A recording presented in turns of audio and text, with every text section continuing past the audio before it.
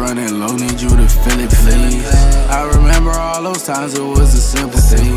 Now I'm here all alone, reminiscing about what we could've been, I'm on the road, drinking, driving, swerving, I won't crash out. Got 12 on my ass now, still will chase the bag down. Hit the throttle, spaz out. These niggas crashing out, they living but they lashing out. They ain't chasing paper now. Whoa, I can't crash out.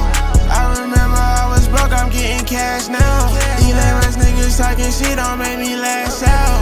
She don't make me lash out. Ballin' like I'm Jordan, make it switch. Every time I talk, I'm making hits. Drippin' daily, I feel like the shit. Yeah, I'm going, I can't reminisce. If you're not feeling it, be honest. I'm dashing in the coupe, I'm going sonic speed. I gave you my all, tell me what else you need. I'm not ready for your love, but feel you rushing me. And my cup is running low, need you to fill it, please. I remember all those times it was a simple thing. Now I'm here all alone, reminiscing about what we could've been, If you're not feeling it, be honest. Dashing in the coupe, I'm going sonic speed. I gave you my all, tell me what else you need. I'm not ready for your love, but feel you rushing me.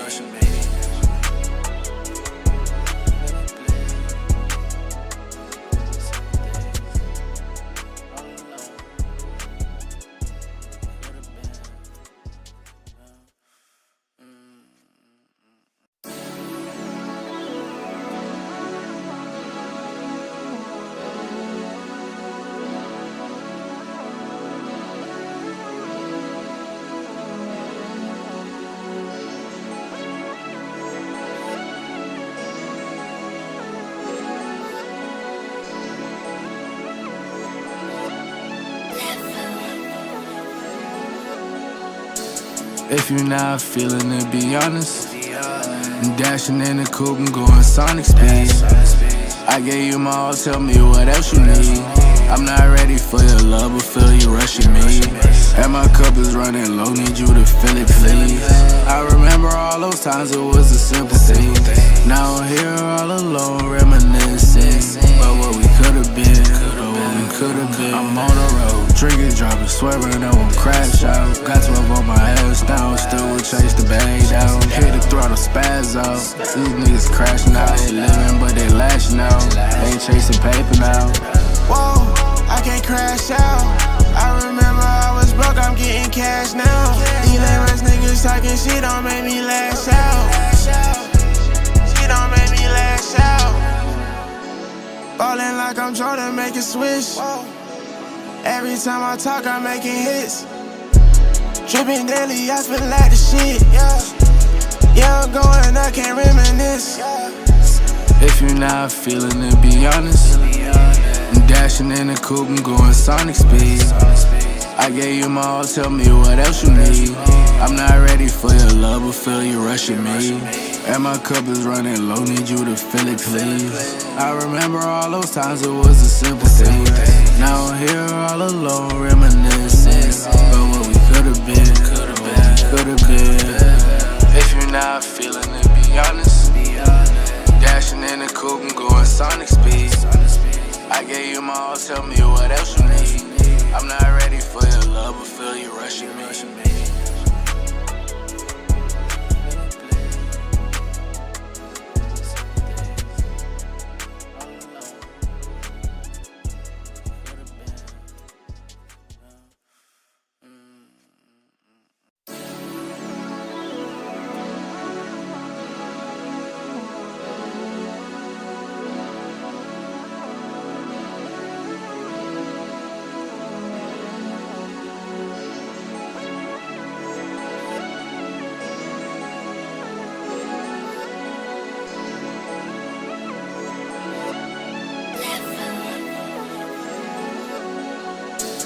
If you're not feeling it, be honest. I'm dashing in the coupe, I'm going sonic speed. I gave you my all, tell me what else you need. I'm not ready for your love, but feel you rushing me.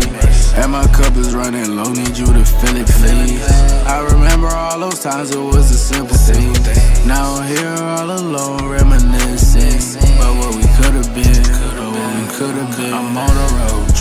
been swerving, I won't crash out. Got 12 on my ass down, still will chase the bag down. Hit the throttle, spaz out. These niggas crashing out, they living but they lashing out. Ain't chasing paper now. Whoa, I can't crash out. I remember I was broke, I'm getting cash now. These lame-ass niggas talking shit don't make me lash out. Shit don't make me lash out. Ballin' like I'm Jordan, make it switch. Every time I talk, I'm making hits. Tripping daily, I feel like the shit. Yeah, I'm going, I can't reminisce. If you're not feeling it, be honest. I'm dashing in the coupe, I'm going sonic speed. I gave you my all, tell me what else you need. I'm not ready for your love, but feel you rushing me. And my cup is running low, need you to fill it, please. I remember all those times, it was a simple thing. Now I'm here all alone, reminiscing about what we could've been. If you're not feeling it, be honest. Dashing in the coupe, I'm going sonic speed. Welcome to episode 9 of the Poneglyph Podcast, where we decode the world of One Piece and anime, one poneglyph at a time. I am your host, Jay, aka Milky Way Jay, here with my brother, my co-host, as usual, Ja. What's up, guys? Welcome back. Another week. Welcome back. How you feeling? Feeling good. We got some good content in front of us today. Definitely a lot to talk about. A lot going on today. Might run a little bit longer than normal. Who knows? Who cares? Probably. We here to talk. We here to have a good time. Today's episode, like I said, this is episode 9. We are reviewing episode 1145 of One Piece. And then we may or may not have our debut back draft section, but we're definitely immediately after our episode review, we are having our Sail with Snow segment. We are bringing on Snow. He's going to talk to us a little bit about where he's been at and his progress in the One Piece world. Then we're going to get into our anime world news segment, where we discuss some of the recent things that's been going on throughout the community over the past week since we talked last. And then we are going to wrap up our day today with a huge Manga Mania segment where we review chapter 1165 of the manga. So much to talk about. Yeah, we got an action-packed episode in store for us today. Make sure y'all leave a like if y'all are here live with us. If y'all are catching us a little bit later on the VOD, still leave a like, comment down below, subscribe if y'all are new and this is y'all first time. To our audio platform listeners, we appreciate y'all a lot. Y'all mean a lot to us and the growth of us as a community. So give us a 5-star review or 5-star rating with a positive review. 5-star review as well, and just show us love over there. We appreciate y'all. All my people across the world as well. One Piece is bringing us together. Look what it's doing for us. So we got a big episode today. Episode 1145, the title is Friends Fight Together, Luffy and the Warriors of Elbaf. The summary goes, Dory and Bragi finally reunite with Luffy.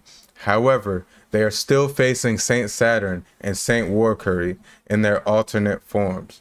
Dory blows a horn to alert his people to prepare to escape, but Saint Warcurry unleashes a deafening roar. Give me your thoughts going into this episode, Ja. How you feeling? Based off the summary, just real quick, just hearing them address them by their names now, everybody other than Saturn and stuff like that. Mm-hmm. It's just cool, refreshing. We're in that same, where we're leading to in the manga and everything. It just feels all new. Yeah, for sure. Seeing the boys fight together, let's do it. I'm all for it. Come to life. I'm excited to see what we got in today's episode. The manga chapter was pretty good for this episode. It was loaded. Had some feats and stuff all along those lines. Yeah, we'll get into all of that. Just making sure everything looks good on our review side. Don't want to get hit with no copyrights and nothing. Want everything to be smooth for y'all. So yeah, let's get into the episode.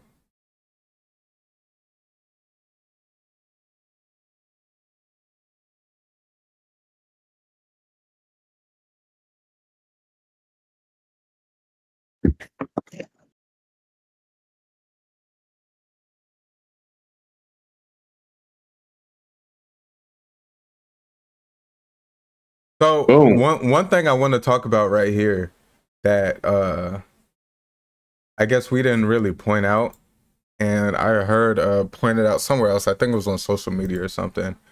Okay. Just the emphasis of where was it?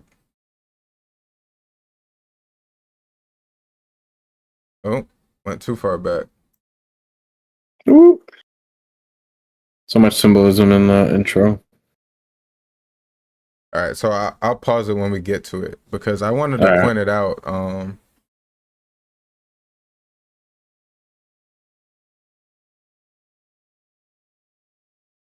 Kurosena.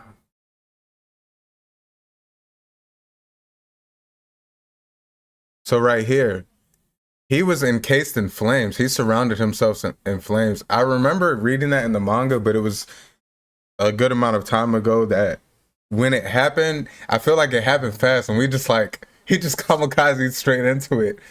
But Basically. I guess he still did that, but the flames was like pretty much like a protective layer that he was using to surpass, like get through the defense. I just think pretty cool feat. Something that we didn't really point out last time that I wanted to kind of emphasize that.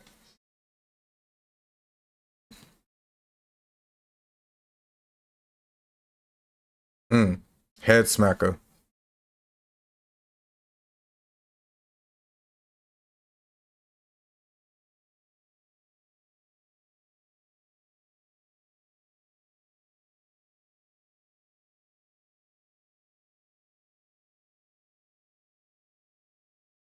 Sun base attacks. Yeah, that's fire. Sun God. Mm-hmm.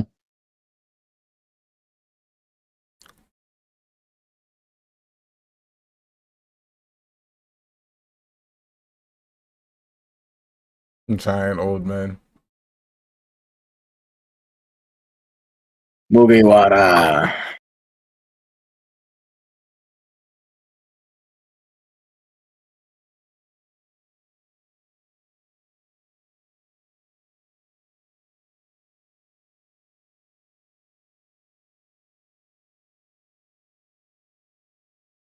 It's only been 2 years. Crazy.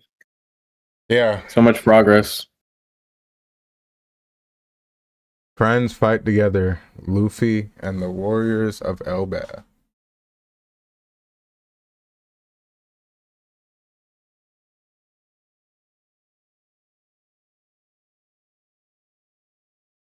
Nah, that's terrifying though. Different animation there. God dang, he looks huge. Yeah.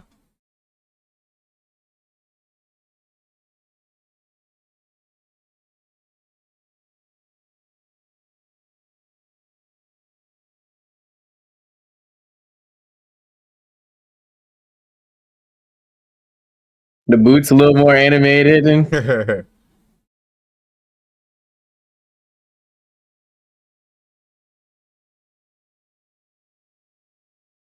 jeez.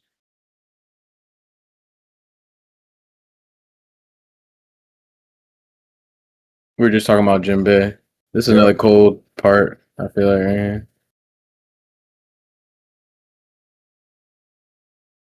Oof. I mean, we got to give it to him. There is a feat in the fact that he took that attack and he was standing up. Oh, yeah. Zoans heal faster and stuff like that, too. Yeah.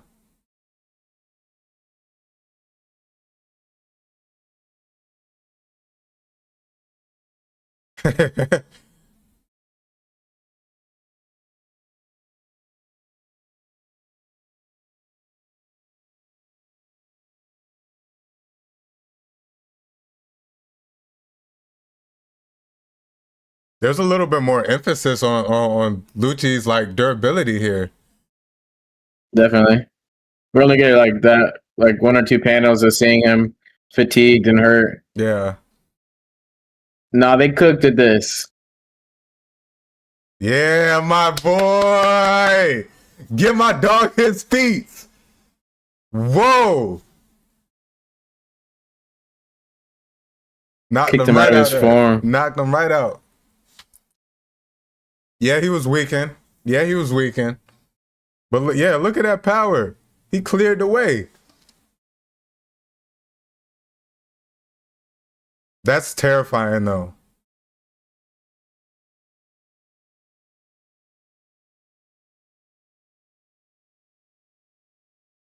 They slid, boy. Yeah, that was slick. That was smart by Jinbei to just use that.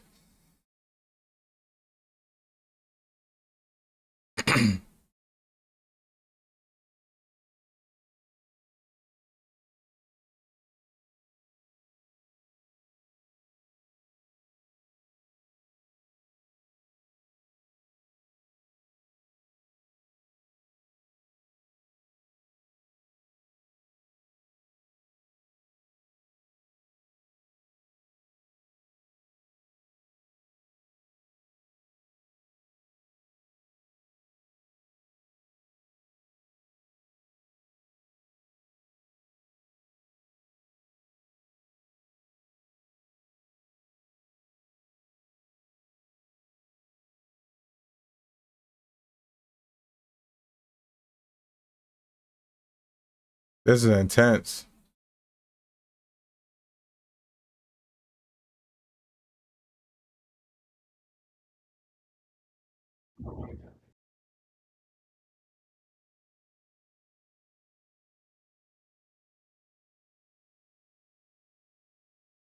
Aku.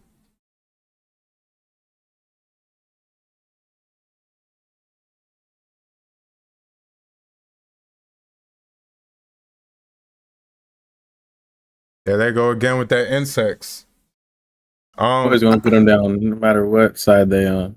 I do want to say, like, just the all around effect that we're getting in the anime, just the emphasis of this the size of the Gorosei. Throughout his whole confrontation with Lucci there, his wings flapping and you just hear them in the background, whoosh, whoosh. And like you can see like the environment and his hair and stuff shaking just from, just the emphasis on the size there is crazy. That damn pigeon. Pigeon guy.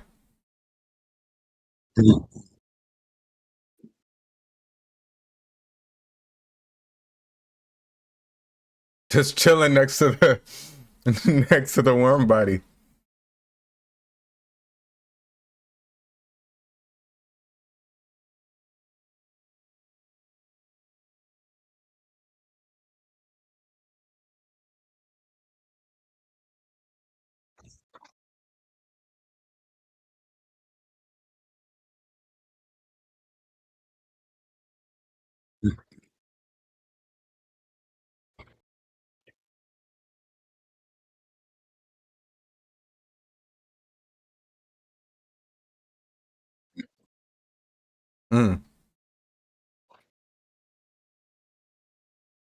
Mm. That's interesting.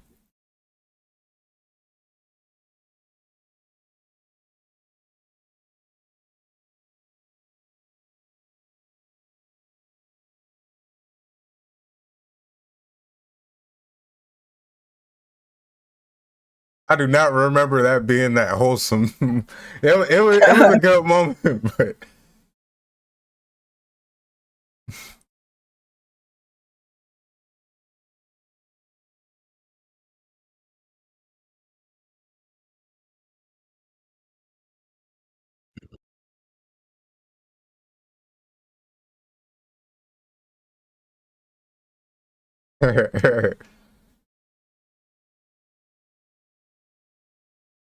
Like they incorporated this from the manga.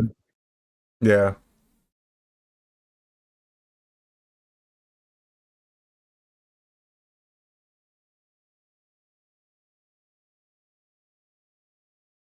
I'm gonna just I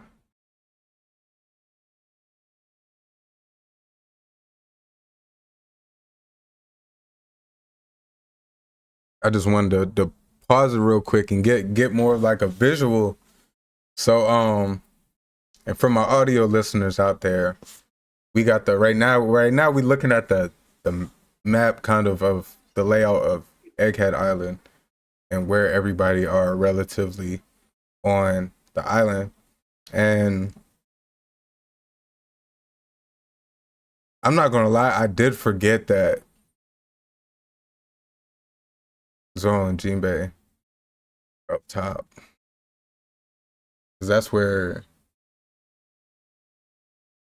this shows them up top. Yeah, it does. I thought they were by the trees.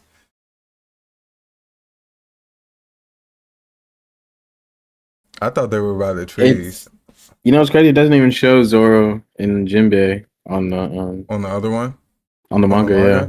So is this not canon? Low key. Yo, that's kind of they messed up there. I'm not gonna lie. Okay. Well, that's interesting. I'm glad I paused it there. But everybody is Usopp and Nami like there. Yeah, it says they're up there, but it shows the arrow down, like saying the ship fell down. Right. So that makes sense. This was earlier. This was much earlier. Yeah, it was much earlier.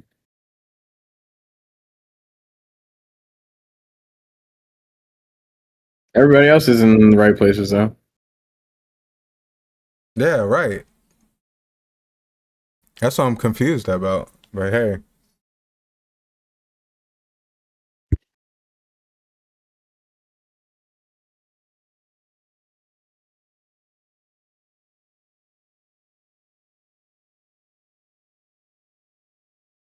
This is portrayed really well.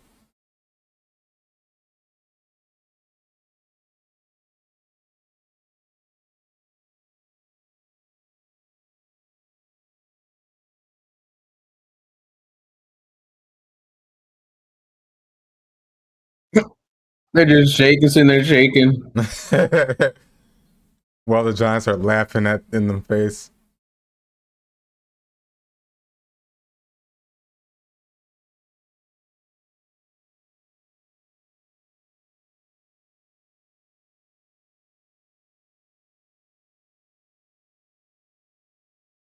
Woo! Whoa, shotgun barrel nose.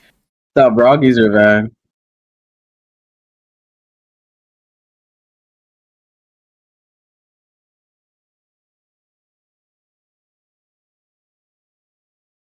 Luffy is a clown, man.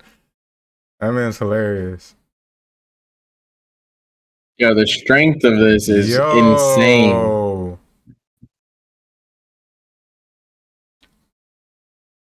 It's a big blast.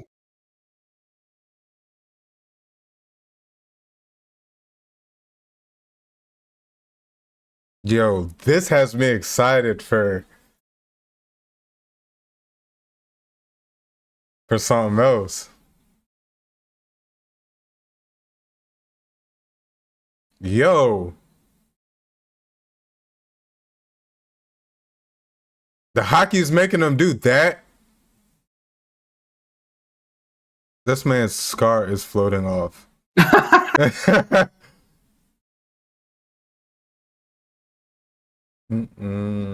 Halfway through.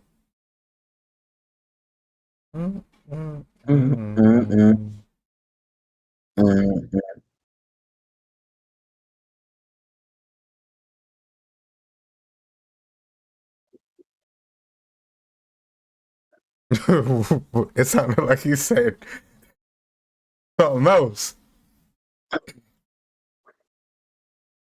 Head ass. Bro. What? I do not remember seeing that. Bro.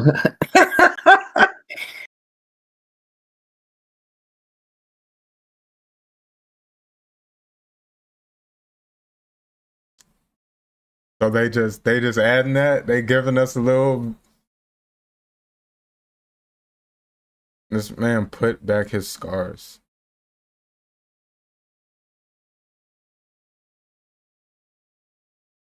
A little Gear 5 humor, I guess.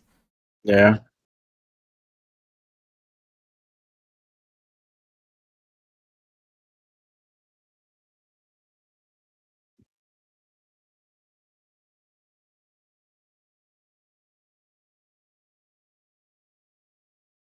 Blue Advanced Conquerors First, Hockey. yeah, that's first Gorsey confirmed with Conks.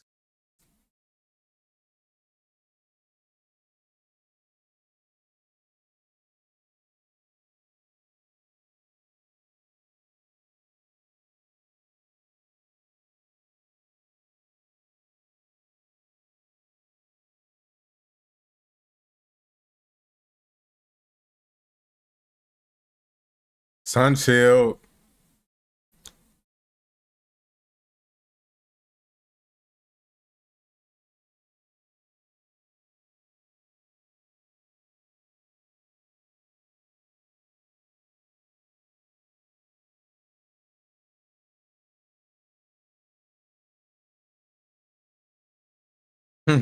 Facts.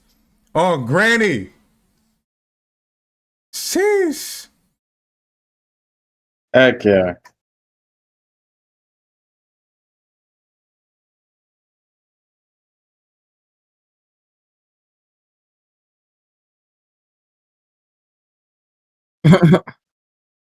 Wow. Clustered insects.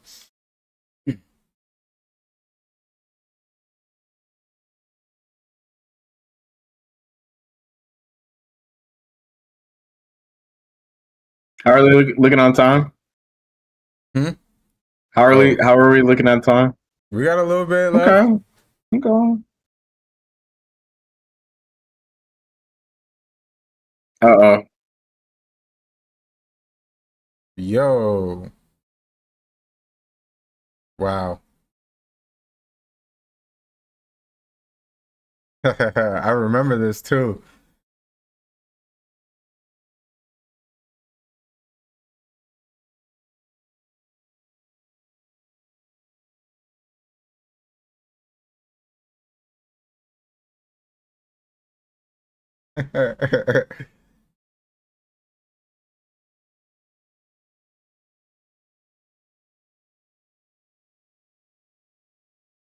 Me.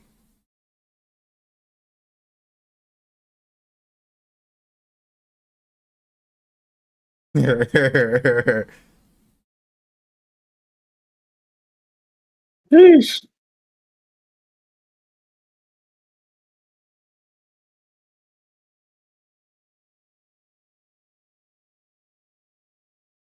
Ooh. Gubba bubba bubba.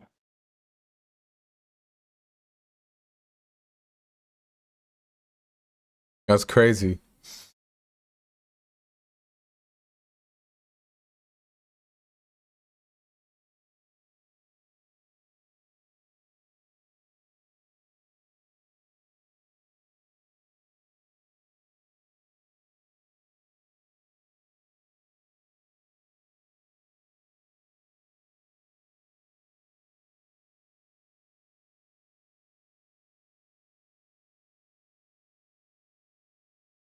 Luffy Luffy casually running on running, air. yeah. That's that he taking the term getting the win literally. All right.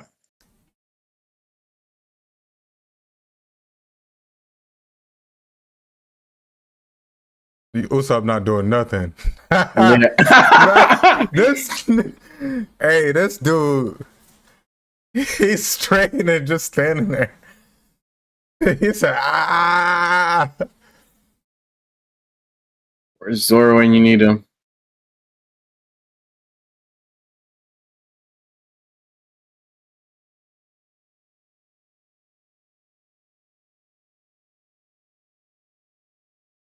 You hear the ESPN song? Yeah.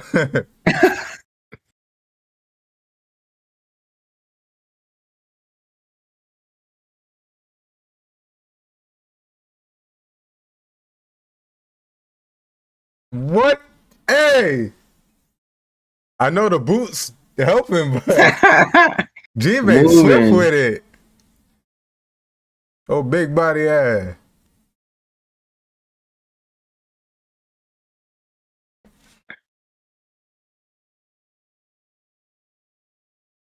God dang, how many chins he got, bro.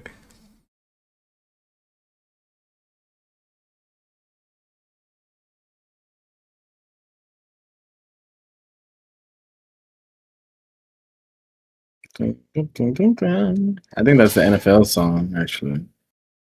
Yeah.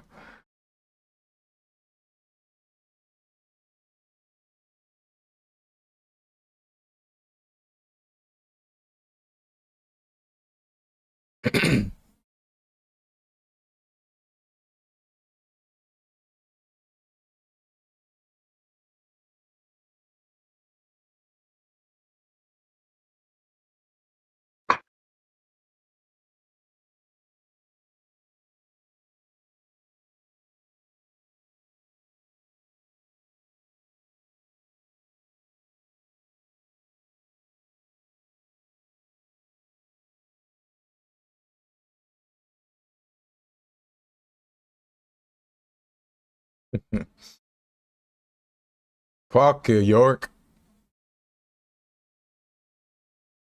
Top Op York.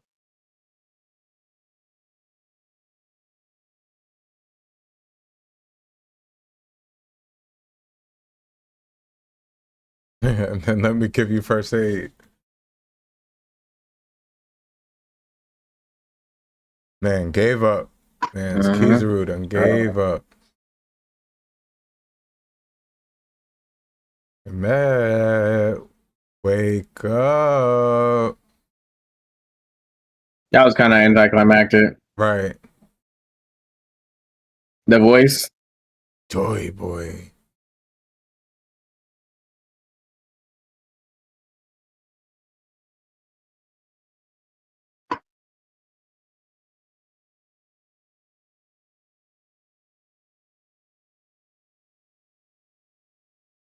Is that blood or oil? That's what I was thinking. I'm like, I'm gonna assume it's oil, but it definitely looked like blood. It could just be the fire reflection, kind of.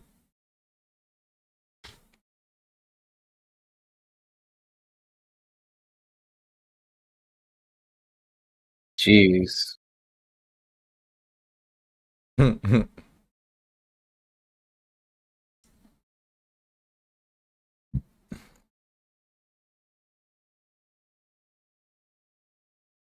That boy thick. Pause. Audio listeners, he's talking about a dude walking on the screen right now. A whole robot, bro.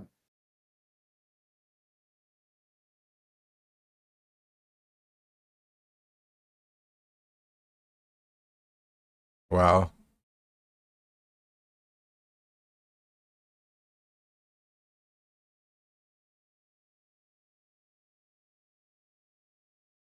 I'm not too mad at it.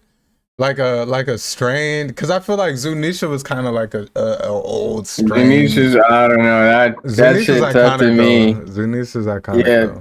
especially iconic. 11:45. What are your thoughts? Initial thoughts? As a whole, it was good. They changed up, the little animation scheme. Other things were animated and stuff like that. Seeing Jinbei go crazy, I was messing with that. Mm-hmm. The talk with the bird elder with Lucci, him looking out for Kakuzu, I thought that was tough. Yeah. I messed with Lucci a little bit more for that. Mm-hmm. Even if Kaku was just chilling in there, he was cool. And I don't feel like the elder was gonna do nothing irrational. Yeah, I mean, but who to knows? Them. But yeah. At the end of the day, they're in desperation mode. The fact that they even pulled up, so I guess he's just trying to make sure they don't just destroy everything. And yeah, Kaku included. Overall, though, it was good. I messed with it. Yeah. The pacing was good. A lot of it matched up to the manga, so can't be too mad. Right. It went pretty hand in hand with the manga. I do, some of the quote unquote bluff that they added in between. I think it was cool. I think it was needed. It gave us a little bit more of a, like when Luffy made the gold bat out of the tree, or when the Conqueror's Haki knocked all Luffy into pieces, and Dory had to save him, or stop it with his sword. All of it, we can consider it bluff for the episode, but I think it was all good. I think it adapted like what it was supposed to for the anime. Like it gave us on panel, it's pretty straightforward.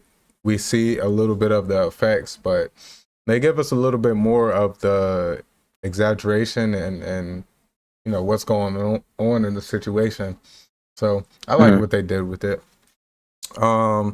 Like I said during the episode, kind of the emphasis on the size of the Gorosei. Still just crazy to think about.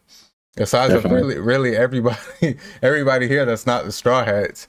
The end of the episode, we got Emmett walking around. He's huge. Dory and Baggy are huge. Yeah. The Gorosei looks even bigger. So it's just, the scaling is just wild. It's just one thing that One Piece does really well. It's just there's oversized things and there's regular sized things. That's how it's been the whole show. And just with this style of animation, seeing it all play out, it's been really good. This is fun to watch. I enjoyed the episode. If y'all don't know, we have a rating system, and it's a 1 through 5 system, and 5 being the worst, 1 being the best, obviously. So going from 5, we have Marine Soldier, Vice Admiral, Warlord, Admiral, and Yonko. Based on that rating, what in that episode, what would you give it? I go to Warlord. It wasn't nothing too fancy. It did, resemble what was to come in the manga and everything. So, but it wasn't nothing, too flashy or anything. The little Luffy Gear 5 thing, I don't know. Moving forward, how I feel about this whole Gear 5 thing. It's like, I don't know. I hope it's not taken away from his actual abilities and like fighting and stuff like that. Yeah. Or, like the more specifically the blowing away of Luffy's eyeballs and scars and stuff. That is kind of like, I don't know, a bit much for me, but it's cool. I'll give it a 3. Nothing too fancy. That's all. Yeah. That's a fair ranking. I was debating. I'm still kind of on the fence between Admiral and Warlord, only because I liked everything that I did see, but also at the same time, it wasn't too much. It was pretty straightforward, so I'm cool with Warlord. The animation, I enjoyed it. The Conqueror's Haki, all that. And I'm gonna say I disagree a little bit with the Gear 5 thing, only because we first seen Gear 5 against Kaido, and in that fight, he literally like used Kaido's dragon form as a jump rope. So like once I seen that, I kind of was already, my mind was already like, nothing really surprises me with Gear 5 at this point, and the silliness of it, just because even without Gear 5, that's how Luffy is. And what the ability of Gear 5 brings, it just goes hand in hand with everything. Even the the goofiness of, I mean, Luffy got stuck between two buildings twice in the same arc. Like that's just his character. So it's like little stupid stuff like this. It just fits. Like I said, once I seen him use Kaido as a jump rope, I knew what to expect with Gear 5. I'm like, man, it's just gonna be a bunch of nonsense. And Yeah. I think that's just to express his character. It's whatever, limits his imagination can hold. So that's I feel just you. the I don't know. It's just representation it of it. gets like a little just too corny to me. I get it. No, yeah, I feel it. I That's feel all. you. That's all. We go from Gear 3, Gear 4, pretty serious boxing. The Gear 5, that's just It's just like the completely. little things like that. Like the jumper rope thing, I was cool with. It was unique. The pizza thing was cool. Not I wasn't the biggest fan. I can't lie, but I don't know. Yeah, I mean, we're It's like the starting to. effects of the awakened mythical zone is like I just didn't expect it to last how it lasts.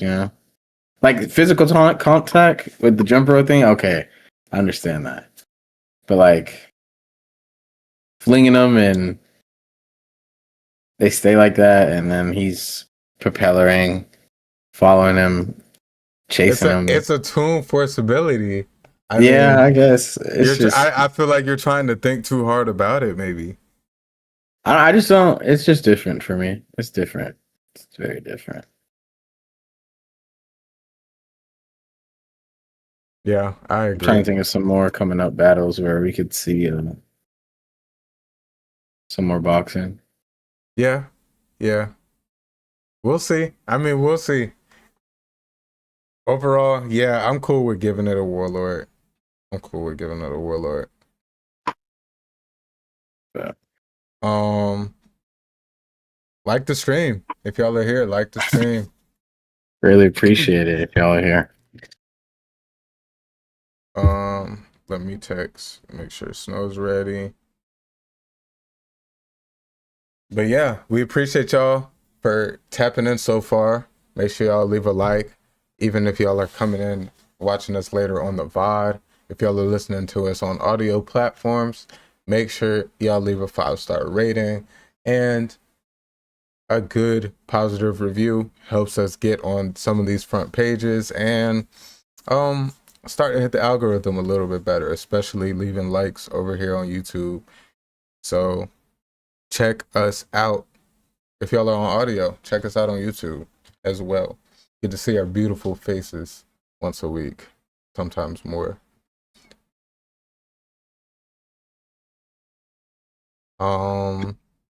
Okay, looks like we got Snowdy in the cut.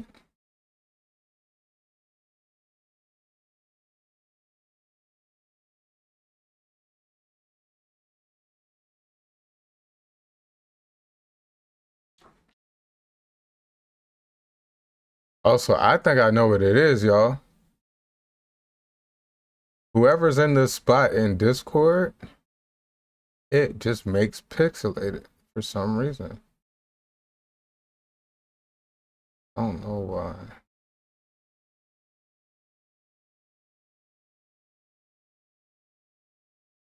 Wonder. Hold on, I cannot hear y'all no more. Hello, hello, hello. Oh, now I can hear you.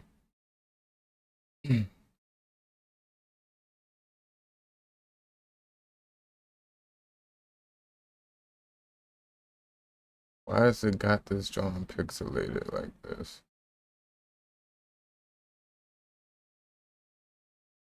Oh, because it's small, probably.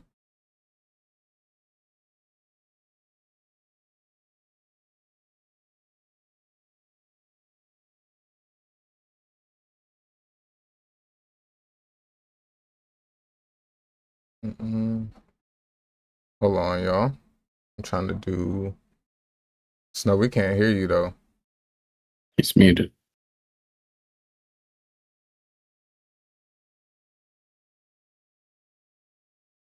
You're muted in Discord, Sonati. Oh, okay. If you made it this far, I appreciate you guys. Apple Podcasts, Spotify, Everybody. YouTube Music. Don't forget about the YouTube Music guys. The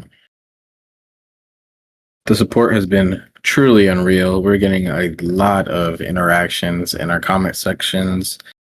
And it's just so engaging. I love to catch the noti and read what y'all have to say about our takes and what y'all feel about certain questions and things of the One Piece world.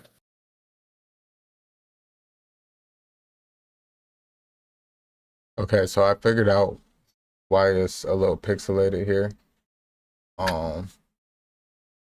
Moving forward, I know what I could do to fix it, but right now we just gonna have to rock with it. Let's rock. Snow, can you see yourself? Yeah, and don't be blaming me next time. Can you see yourself?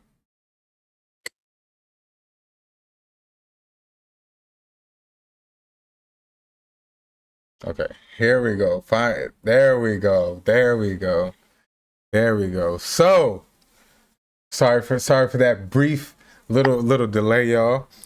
We like to welcome our special guest of today. Y'all have seen him plenty of times before. My dog, Snow Global TV. What's up with you, man?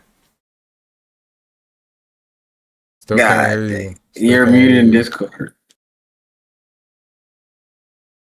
Still can't hear you. Oh yeah, I forgot about that. Oh my gosh. Oh my I had to mute it back Sleepy for a second, Snow, bro. everybody. Sleepy Snow. Nah, say what's up, man. Say what's up. What's up with you, bro? Don't do that, man. Don't do that. I was waiting for you to flip my transform horizontally so I could stop having to scoot the opposite way.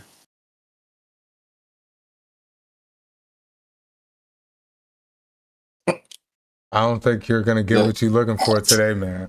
So That's crazy. how you feeling? How you feeling today, bro? Feeling good, man. How y'all boys feeling now? How everything going? What we talking about today? We here, man. Man, we Feeling good. We good. We excited to get this thing rolling, man. Get this thing rolling. We got Sail with Snow. We finally got you back. You ready? Sure, man. You ready to talk it's to on us? me. It's on me. Hey, man. I ain't know what we was getting into first. If it's on me, all right, so I'll get into it. Let me let the people know then. Let me let the people know. So if y'all are new and y'all are unfamiliar with this segment, we are getting into our Sail with Snow segment where we let my dog take the captain's seat of the podcast, and he talks to us about his journey in One Piece. He started not too long ago, and he's been grinding it out, watching through. So he comes on every once in a while, every other week or so, and gives us his insights and some of the things that he's talking about pre-time skip. It's good. It's good hearing some of these old moments that happened throughout the show. So what's up, Snow? Where you at? How you been feeling about the show so far? Well,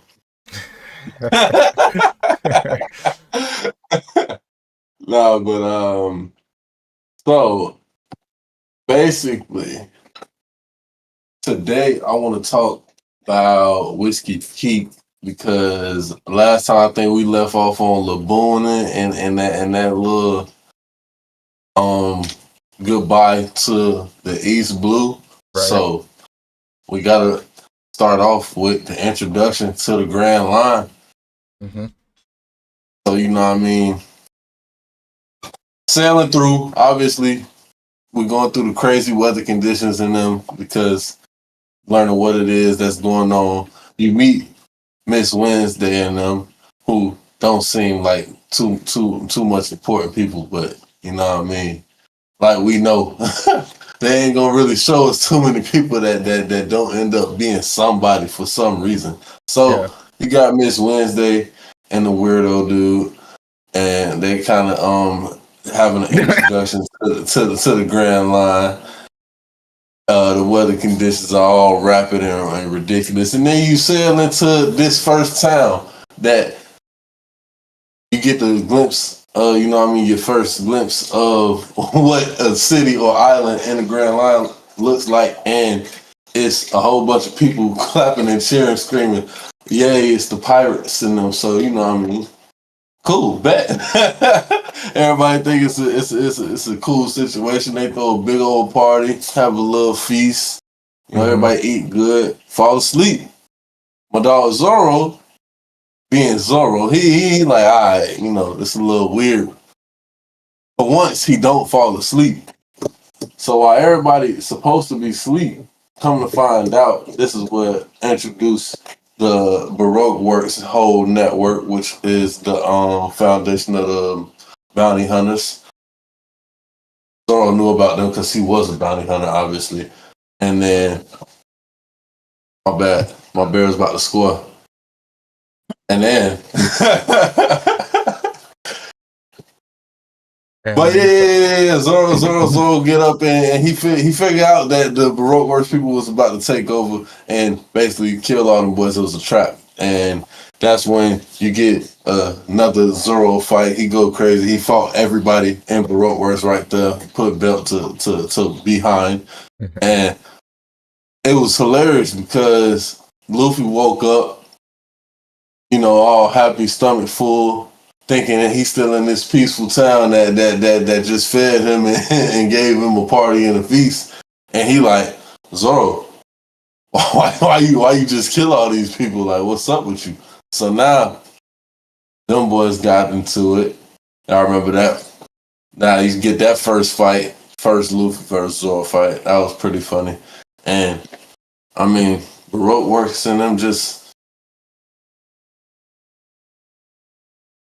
in a way, at this point, the Baroque Works organization thing was kind of just it seemed kind of unnecessary, but it was necessary for what was to come. Obviously, it just they were just the side characters of Whiskey Peak, though. They were kind of there to be introduced because they were going to be important later, but still important to know. So you do meet Mr. 8. That's that was big guy with the blonde curly. Yeah, that's the only name he getting for now. Miss Wednesday. Miss Wednesday, obviously, that's the only name she getting for now. Right. Miss All Sunday, of course. Well, I think I referenced her already last week. Miss All Sunday, that's the only name she getting for now, clearly. And yeah, it's yeah, like I said, I don't know. The Baroque Works people, they were kind of, it was cool. It was kind of more, I think, humorous than anything. I wasn't really, I didn't feel like they were like big to what was going on, except for like the little key parts. But then, like I said, you know, you find out who they are, why they're here, the organization, the people get stronger. It falls into the story well. But for now, it's Whiskey Peak, and obviously everything matters. So Whiskey Peak was just that introduction. You know, you get that first sense of, all right, this is the Grand Line. It's not sweet. Maybe we shouldn't go anywhere thinking that people are actually gonna be good to us without, you know, being any type of no eyebrows raised. Like I said, we meet those people who we gonna get into who they are when we do run into them in the next arcs and stuff like that.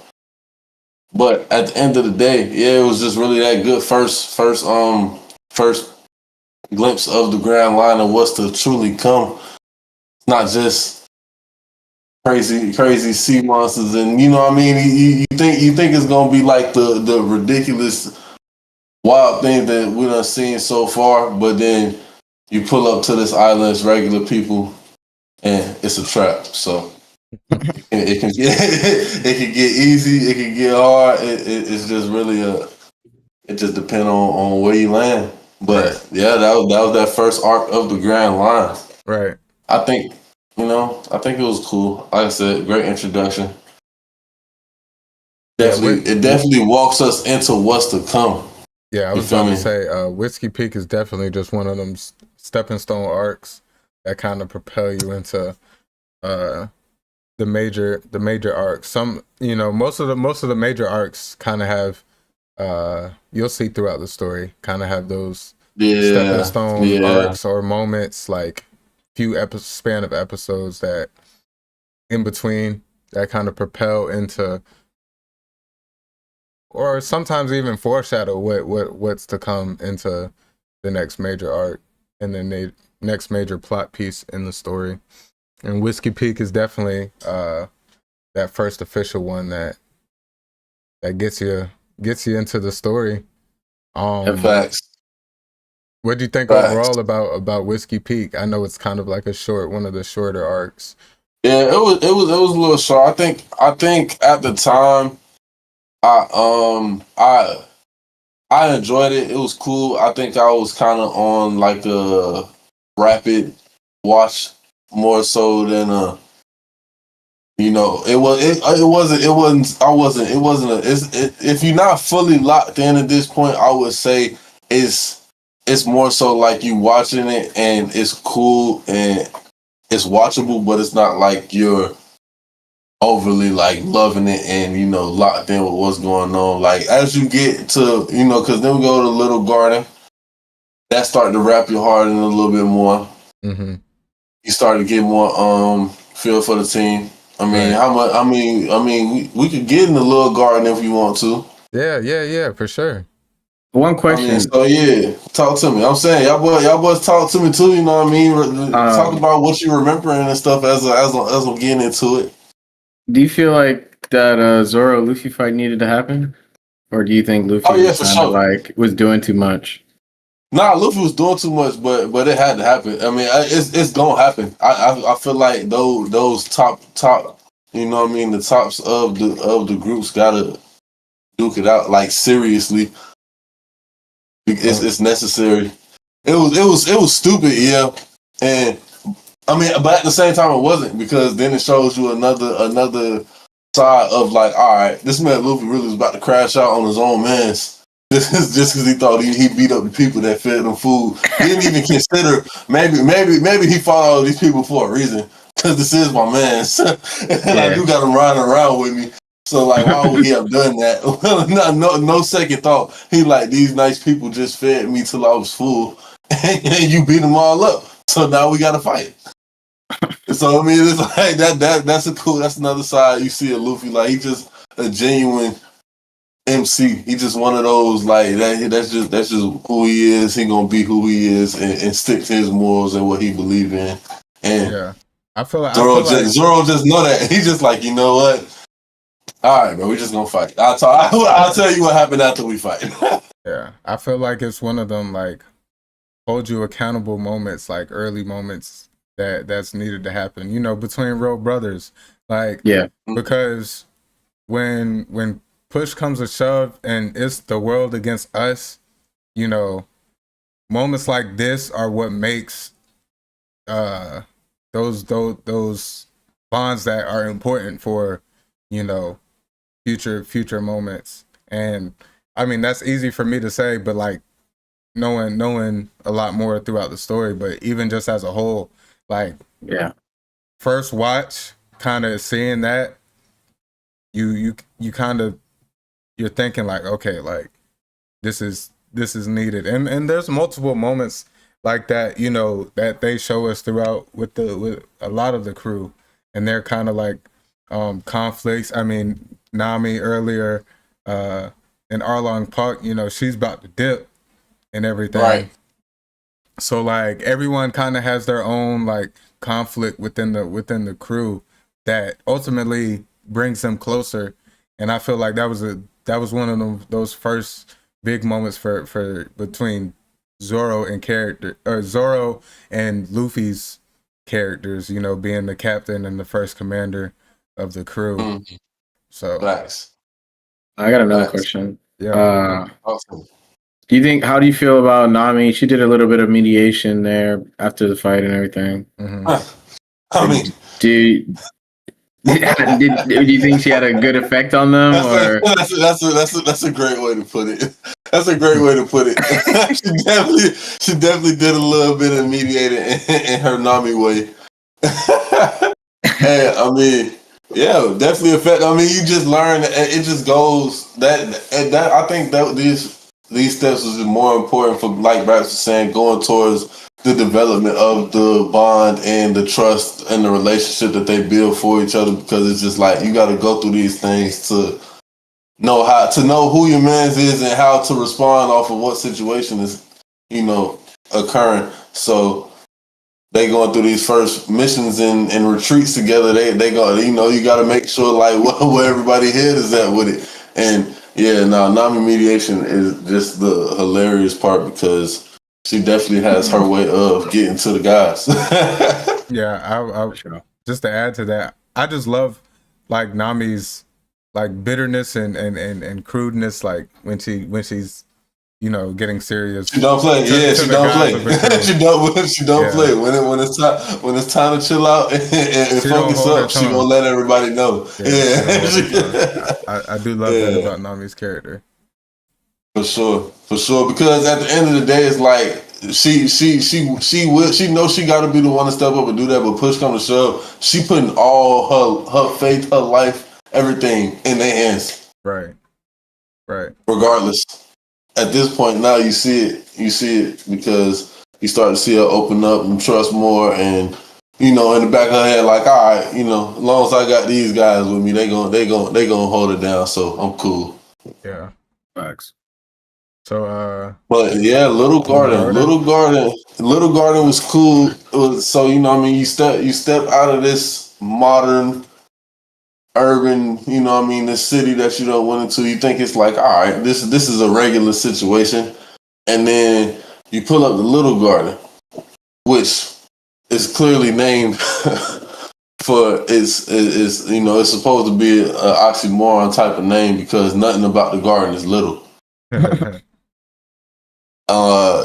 And this is where you first learn about help me out. What's the yeah. The giant? No. I know Dorian Grog. I'm talking about the compass thing that only log post. Yes. So this is where you first pull up. Yeah. Yeah, no. That's cool. Yeah, the log post. They needed what they thought was 100 years to get it done. So it's like you pull up log post, say you need 100 years. You sitting in this garden where everything is like crazily huge and just and it looked like what you figure out is the beginning times, and that's why everything is so big, because you know. Dinosaurs and caveman times and ogres and whatnot. They say that's how it used to get down. So you meet these two dudes. Oh, yeah, that's when they got split up. Yeah, so they got split up, and then one half of the party met Dory, one half of the party met Groggy.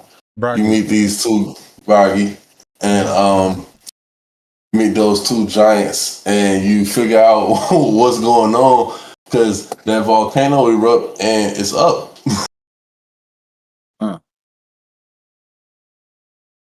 Y'all boys remembering all this. You know what I'm saying? Yeah, definitely. Yeah. So, I got some questions, but I don't know if I wanted to. I'm saying throw them in there. I'm not a teacher. I can't lead whole lections. Nah, you good. You good. So you pull up, you meet Dory and Bragi. How'd you feel about, you know, the giant rivalry, and what were your first impressions of it? Man, so the first impression was just like I knew that it had to be a time hop, you know what I mean, type of difference with the island, but it was cool to like see that like these boys really like been doing this since the beginning of time. Like this is really still beginning of time. Oh no, not even close to that. Right, like this is really just forever been what it is. That's the first beef. them boys are best friends off having the first ever beef. Like boys forgot what they was even beefing about, and the evidence is sitting right in front of them. Yeah. So it's like, but I mean, you see the effect it got on the whole gang, and especially Usopp, because he was still going through his trials of courage and becoming a warrior, and he like, all right. These boys get up in whatever condition they in every single time that thing erupt, and they fight to the death. So it's like, stop being up. Know what I mean? Yeah. But I think that just the adding that part was good to show the range quick of how crazy it can get, because like I said, you know what I mean, you pulled up to that first Whiskey Peak Island and it was kind of normal feeling. Yeah. It's not a normal place. So it was good to instantly hit a little garden type of situation, just so you can like be completely thrown off track, like, all right, this is the Grand Line. Like, shows you the scale and the variety of like the world building and you know the power scaling of the Grand Line. Your first real taste of like true raw power. Like they've been fighting for 100 years. Man, and then you see them do the little combo move at the fish at the end. Like that. That's real power. like you see what all this. Like, okay, it really could have got wicked out here. Gotta love a Dorian Bragi combo move. No, You know. Oh man, them boys. I love to hear that. I love to hear that my boys gonna be back to show me some more, because I definitely felt like I wanted to see a little bit more out of what they had, and because the way they fought each other was so raw, but it was like they were the perfect, you know what I mean, combat matchup. So of course they fight each other like that. I'm trying to see them lay that belt to somebody. You're not gonna see I it know coming. it get wicked. I'm gonna just say that you're not gonna see it coming. You're not gonna see it. That's crazy. 2 quick questions. What was your favorite fight? Like, I'm trying to think of all the decent fights. Like the Giants fight, of course, was good. Luffy and Mr. 3 with the candles. What was your favorite fight? A couple more other fights, but yeah, I'm trying to. We didn't meet Mr. 3 yet in Little Garden. We got the Giants. We got, honestly. Hold on, I got you. We got a smoker fight. We got the smoker fight. That was definitely the best fight by a Little Garden. I got a list for you. So let me get the list. Dorian Bragi fought. Obviously, that's one of the main fights. But between the little Baroque works, squabbles, there was Luffy versus Dory, obviously, when they had the little misunderstanding. Usopp and Nami versus Mr. 3. That was a short little fight. Luffy versus Mr. 3. Zoro versus he was kind of fighting the wax, like trying to get himself out of the wax. Luffy, Usopp, and Karu versus Miss Golden Week with the pans. Zoro, Nami, and Vivi versus Mr. 5 and Miss Valentine. That was like towards the beginning. And then Usopp and Karu versus Mr. 5 and Miss Valentine. That was later when they were escaping. That's top 3. Yeah, that's top 3, and before we even finish the list, I'm gonna put that up there now. I ain't gonna cap. I ain't gonna cap. That boy, and I can't even talk about. I'm not even gonna talk about that. But yes, say what you gonna say. We gonna leave that one for later on though. But yes, that's top 3. The last one was just when Luffy one-shotted Mr. 5 when he was. Yeah, that's what I was about to say. Yeah, Mr. 5, and Mr. 3 can't even really get in these discussions. But yeah, that Usopp and Kaido fight was fire. Fire. I don't care what nobody say. No, for sure. Who would you say was the MVP for the arc for you? Whiskey Peak MVP.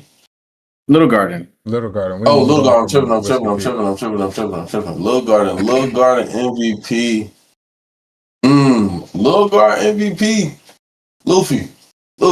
We're gonna give it to Luffy, and it almost feel easy to give Luffy an MVP, but at the same time, it's not, because Luffy just always gonna be himself. So it's not like you gonna run into too many situations that you feel like he really had a standout appearance. But I feel like him being himself went into, like, it just helped the dynamic of the Giants, and then him being able to hold his own in that fight. And then still being able to go out and persuade, not persuade, but talk both sides. Like, he peeped the situation, he realized what was going on, and then he put that belt there. He let that belt. He was like, "Damn, bro! Like, y'all was out here cheating. You can't be out here cheating the match. The who that was, Mr. 3? Yeah, I was Mr. 3. I ain't even gonna say what I was about to say, but damn, it was because honestly, yeah, no, I don't got too much love for him. I really honestly feel like he's a mark. You know what I'm saying? That's all I'm saying. Just one last question. I thought it was funny. I just remembered. What did you think about? Oh, so I was telling Ja the other day. Me and you remind me a lot of Zoro and Sanji's relationship. You remember they had their hunting competition to try and get the biggest dinosaur, or the biggest kill for their meal. Well, give me your thoughts about that, and and how they went about that their hunting competition. Like, instantly, they're like, "I can kill the bigger one. I can get the bigger one." It was just crazy because it started off as them both trying to bait each other to do it, and then it turned into they baited each other into wanting to do it better than each other. They're just trying to one up each other. Now it just turned to who can catch the bigger prey, when really I didn't even want to do this in the first place. I was trying to get you to do it. Yeah. So yeah, that's definitely like us. But I feel like, I don't know. I just feel like the way they got into getting them was hilarious too, because it was. I mean, it was more so. It was like training almost. Exactly. It was. they really was out there just happening to run into. Oh yeah, it'll work. That'll work. Yeah, definitely. I just thought that was funny. But that was hilarious. Final thoughts. You got a final rating on your on Little Garden? We don't have to do Whiskey Peak, but Little Garden. So we got a rating system on the podcast, 1 through 5. Okay. 5 being the lowest. 5 is Marine Soldier. Then we got Vice Admiral. Then we got Warlord. What you mean no? Is it Admiral? Yes. Why does that not sound right in my head?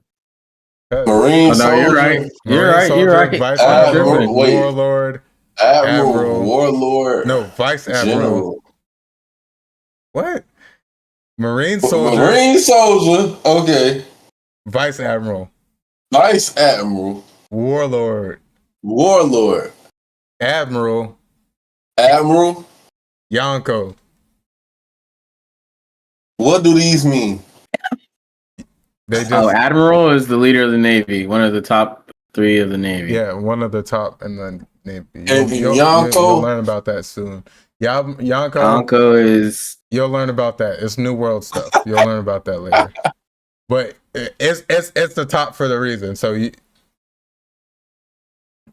it's just think of that as number 1.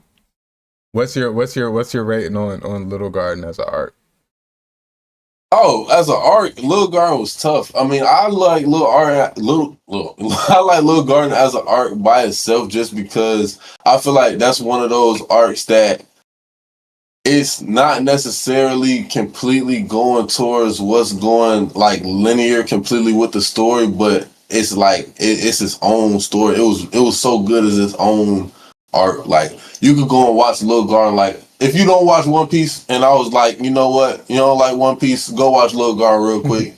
You know what I mean? That's not going to ruin anything for you to watch that you need to know linear with the plot and everything. But it's gonna give you something like, all right, I'm not gonna lie, that was fire. It give you good fights, it give you good plot, it give you good, you know what I mean, to grab your heart and everything like we like to say they do on One Piece. You introduced to some characters who clearly gonna be important later on. And then like I said, it's not completely linear, but the Baroque Works agents and you know what I mean, how they still include them trying to get at the guys the whole time, and then Miss All Sunday low key playing both sides somehow, some way. And then what else was going on in Little Garden? You had Wax Man trying to sabotage everything. Who was in the background doing the help though? Yeah, it was Miss All Sunday kind of, but she really was playing. You know what I mean? She was playing the side she needs to for now. But you still see her pop up, and she always there to low key play the wrong side when she needs to. So that's why it's crazy that y'all gaslit me when I said I knew who that was. Hey, I'm not gonna be. I want you to watch this as pure as possible. I don't want your One Piece experience, first watch experience, to be tainted in any way, and I'm damn sure not gonna be the reason. So that's love. That's love. That's love, man. I mean, we welcoming you to the cult anyway, so might as well induct you the right way. But yeah. I get that thing like an 8. No, I'm saying, get that thing like 8. This man said 8. I'm playing. I gotta. Just give me 1 through 5. Just give me 1 through 5. No. I got you. I'm gonna give it I'm gonna give Little Garden Admiral because, like I said, it has the Baroque works and inner workings, and then it's so good as an arc on its own. And yeah, that's, you know what I mean, like Bryce about to say, that's gonna wrap up that Sailing with Snow. We gonna get into Drum Island next. We are almost done putting the pieces of the crew together. And y'all gonna meet my dog, my dear, next episode for sure. And when we get into that, you know what I mean, when we get into that, it's gonna be up. So I appreciate y'all for having me. Oh yeah. We're gonna keep you on for the next segment. But yes, that was our Sail with Snow segment where he broke down on his journey through One Piece and finally getting kicked off with the story and really diving into it. So Sail with Snow, he broke down Whiskey Peak and Little Garden and his experience through that. We appreciate you coming on and giving us that segment. And we are now going to roll into our Anime World News segment. If you made it this far in the stream, in the VOD on YouTube, leave a like, comment down below, subscribe to us. Please show us a lot of love. That helps us in the algorithm, that helps us get seen, that helps us get out there and grow as a community. Over there on audio platforms, make sure y'all give us a 5-star rating and a positive review. Just help spread the word. Spread the word. Facts. Tell your peoples about us and all that. We appreciate y'all so much. So let's get into our anime world news segment. First things first, we have some Blue Lock news. Blue Lock live action will be airing in 2026 to celebrate the World Cup. I know. Do the claps now. Do the claps. Do the claps. I need it. My clap's not working right now. Damn. Oh, You just embarrassed me, gang. You just embarrassed me. we clapping it up. We're gonna clap it up for Blue Lock, man. We're gonna clap it up for Blue Lock, man. Blue Lock live action. I'm excited. I mean, that'll be interesting. A live. I feel like that should be fire, right? You can't mess that one up. It's not too much to try to do. It's already realistic. It's soccer, right? So we say that, but I mean, we don't know what the budget they was working with was. Like, we don't know how much CGI they're gonna try to do, because though Blue Lock is soccer, it is very like, the animation is very in depth. It's intense. It's intense. I as a live action, I would still expect it to be pretty, like you said, intense and pretty well CGI driven and stuff. So hopefully the production is good on that. But hey, all in all, Blue Lock, soccer's huge, anime's huge. I'm sure it'll do well in some way, shape, or form. Blue Lock fans, hopefully y'all excited for that. And to stay on the topic of Blue Lock, the anime season 3 was officially announced. Season 2 ended somewhat recently, I believe, and they announced season 3. I wasn't in doubt that they would announce season 3. They've been doing so well as an anime and as a story. A lot of people love Blue Lock.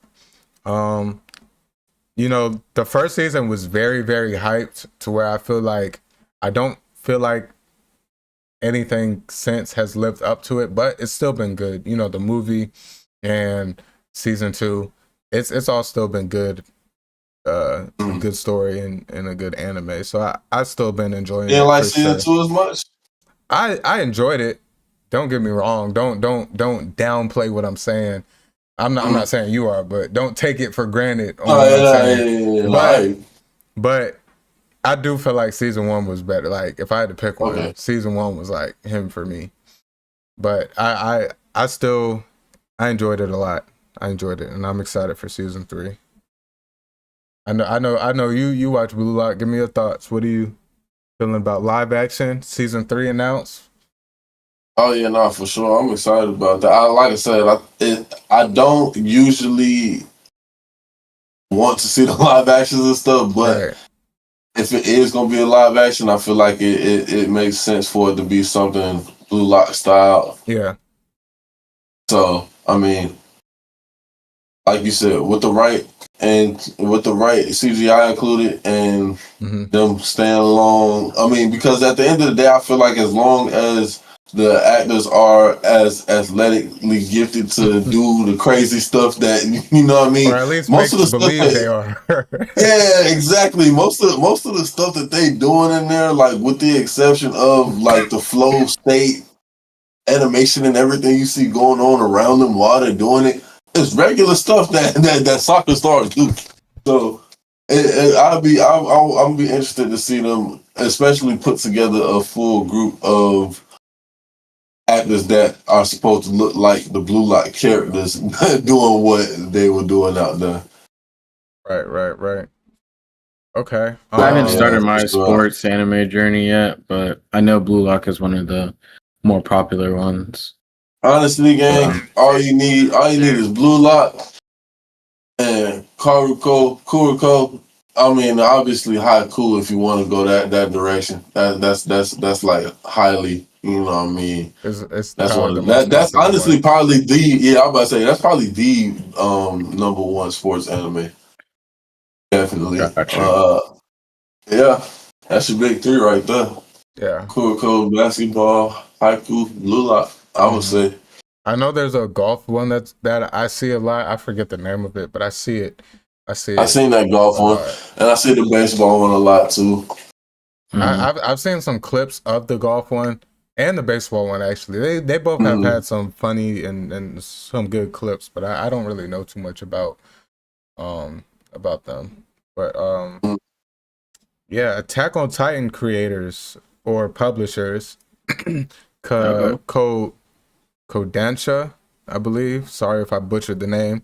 They are filing a lawsuit against Studio Eclipse, which is a fan studio, over an alternate ending that they made. It's kind of crazy. Yeah, I mean, people are suing over fan. Was it that good? It right? Are they hating? It has, from what I've read, I didn't specifically see the alternate ending. I probably am going to go try and check it out before it maybe disappears and gets wiped off the internet.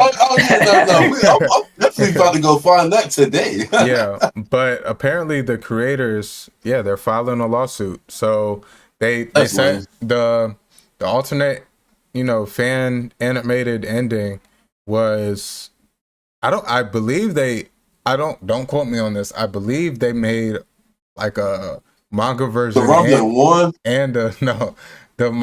version and an animated version, but I'm not 100% sure. I do for sure know they made a animated version, and it amassed millions of views, a lot of controversy and debates in the community, discussing whether it was better than the original ending. And I guess the publishers, it's not sitting well with them, so they don't like that, filing a lawsuit against them. I mean, the lawsuit probably is going to do somewhat decent for them because that's definitely copyright. But at the same time, you can't pick and choose when you want to hit.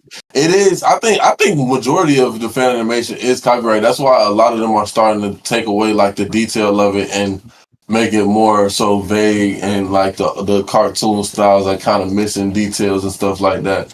Because majority of the well done stuff is copyright. You're taking somebody's complete story and running with it. Yeah, I guess. You're literally stealing that whole flow, and it does probably hurt to. Because Attack on Titan being one of the few things that we have that majority of the fan base doesn't hate majority of the fan base doesn't enjoy the ending, but majority of the fan base feels like the ending was well done. That's rare for an Attack on Titan type of show. I feel like, especially with the spacing in between when everything was dropped and done. Mm-hmm. So with them dropping that with them coming out with their own ending, that probably does hurt. But at the same time, you don't get the attention on that type of the alternate endings and stuff like that unless you are the type of top ranked, top well done, best anime ever.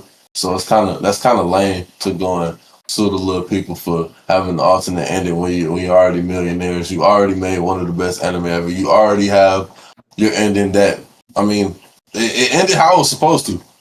I want to see this alternate ending. I'm really interested to see what it is because I got a feeling I know what direction it probably went if it's getting the love that it's getting. But at the same time, you don't get that without being who you are and being Attack on Titan. So that should be a compliment. They must have got paid from it. Pretty decent. Yeah, they probably got some good bread. They probably got some good bread. In a way, I feel like it was supposed to pay a little bit more homage, even though it's at the end of the day, it's still like with the fans. It's their opinion on it, on the story, how they wanted it, but I don't think it takes away. Unless they got paid from it. Exactly. Then I understand. Okay, yeah, they want that bag. So, but yeah, no, I don't think. Yeah, that's the only thing I feel like. Yeah, I don't think it takes away from anything that they've done at all. So why take away from the work that they put in to, if anything, amplify what Fan animation is supposed to be a compliment. Yeah, a little homage. Yeah. Hey. We'll see how that turns out. Maybe we'll have some like an update on the lawsuit in the future on a future episode. JoJo's Bizarre Adventure, Steel Ball Run. I don't know. Is that season like 7 or something? I don't watch JoJo, so forgive me. I didn't put this in my notes for what season it is, but it will be airing in 2026. It's been confirmed. I tried JoJo's years ago. I never got into it. I still hear so many good things about it. I've been seeing a lot in my timeline, different funny clips and stuff. And I've had people recommend it still to this day. I cannot make no promises that I will start it. Can't do it. I can't do it.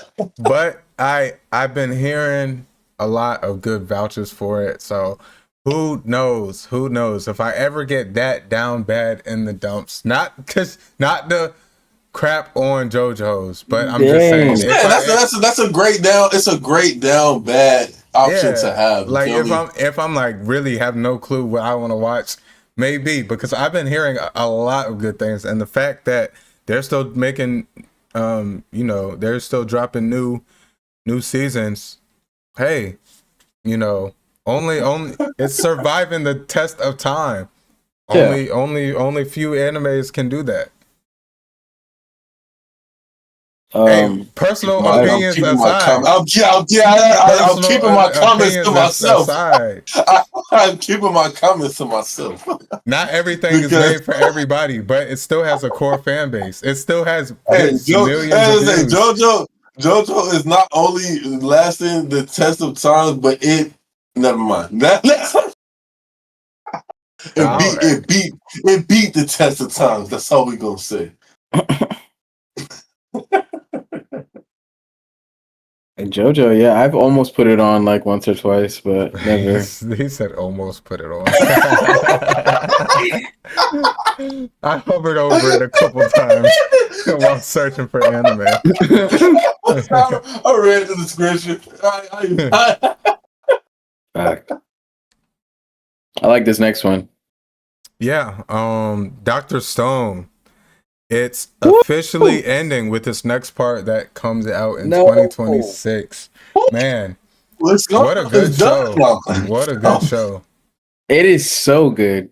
Peak. Yeah, I can't lie. This is one of them shows that I feel like, hopefully they don't drop the ball with this last little part that's dropping. But this is one of them shows that from start to finish can go down as one of the shows that is really well-rounded, and not really many bad episodes or anything. Straight to the point, good story, good character development, and don't let me tell it, because I feel like them first 3 episodes was boring. If you're not into science, don't tell me I gotta go back and spend on them boys. It actually ended up being good, bro. The show is so good. I don't know. So much character development. Yeah. It started off so boring. I mean, because it was 1-2 dudes, literally just walking around. That was not what was happening. They were not just do not downplay it. Like he said, just walking around. Come on, Dr. Stone. I'm caught up in Dr. Stone. You need to spin back. Especially like where we're at right now in the show. Oh my god, I kind of shed a tear the other day watching it. It was so good. It's good. It's good. I felt like I started it because I liked what the plot and story kind of was trying to do, but I don't know. I felt like it was I don't know. I don't think it felt like it was moving at first. When you get bored of One Piece, put Dr. Stone on. Watch a couple episodes, man. I got a lot that's gonna have to go on before that, but I'll add that to the list. It's that good. I'll add that to the list. One Piece. my anime fans, my people who are here and who enjoy reviewing the episode with us. Unfortunately, the One Piece anime will be going on a 2-week break in October. On the 5th, there will be no episode at all. And then on the 12th, there will be a special recap episode that will focus on CP0. Who even is that? Man, Well, y'all gonna be hearing us yet for the next 2 weeks because we ain't gonna have no episode to review, but it's all good. Hopefully, we're still gonna have some really, really good manga chapters. If y'all know, you know, we got a lot in store for that. Hopefully, we'll have a good anime world news segment, and then of course we're gonna have our dog Snow on. We'll still probably end up reviewing the special recap episode just to do it. We'll probably briefly run through it, see what it has to offer, and talk about it with y'all as a whole. But yeah, just a 2-week break in October.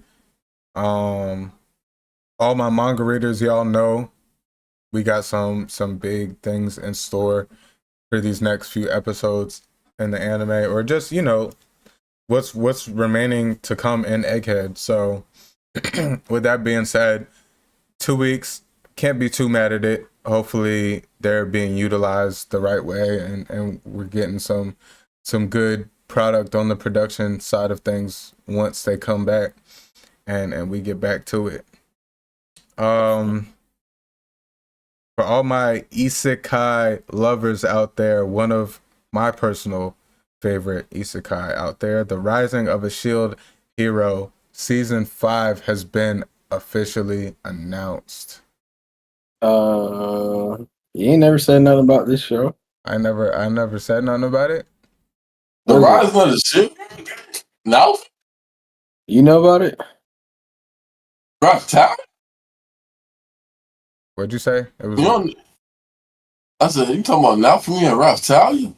Yeah, he knows. You don't know about the game? He know. Nah. Below? Come on.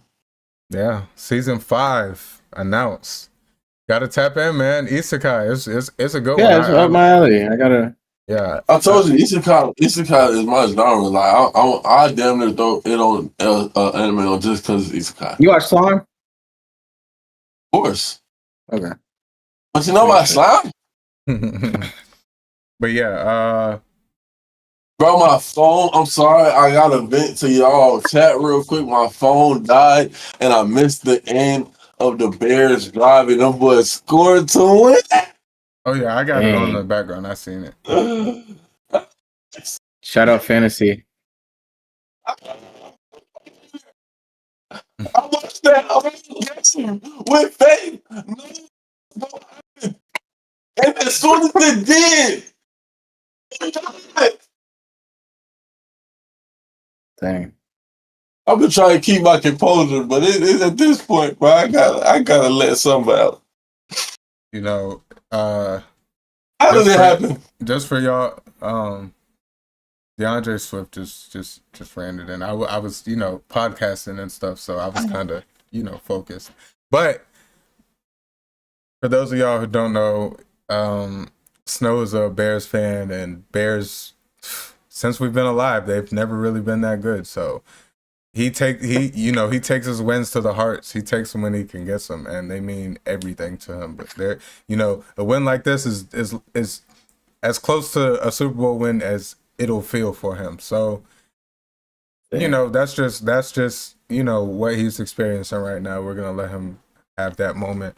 But fans are now saying that Demon Slayer has earned a spot in the Big 3. Hell no. I mean, it's good. It's good, but I'm not gonna sit here and put it in the Big 3. And then if you're talking about the original Big 3, like, no, definitely not. Like if we're talking about a new age, a new gen Big 3, maybe. No. Hell no, still maybe. Not enough. Still no. What's the then talk? Let's talk about it. What's the new gen Big 3? JJK.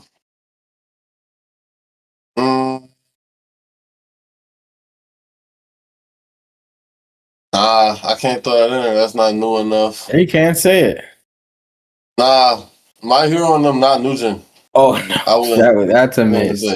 My Hero, I would still consider it in that new gen. Yeah, I was about to say. I mean, technically, for this argument, that I can put My Hero on them, but that's too easy. I'm trying to think. I'm trying to think. My Hero in the big three. Yeah, no, that's too easy. That's too easy. I'm talking about JJK, probably Hell's Paradise, and Chainsaw. Didn't he say he watched like Hell's Paradise like 5 times or something? I don't know about that. He said, I swear you said that you watched it like twice or something.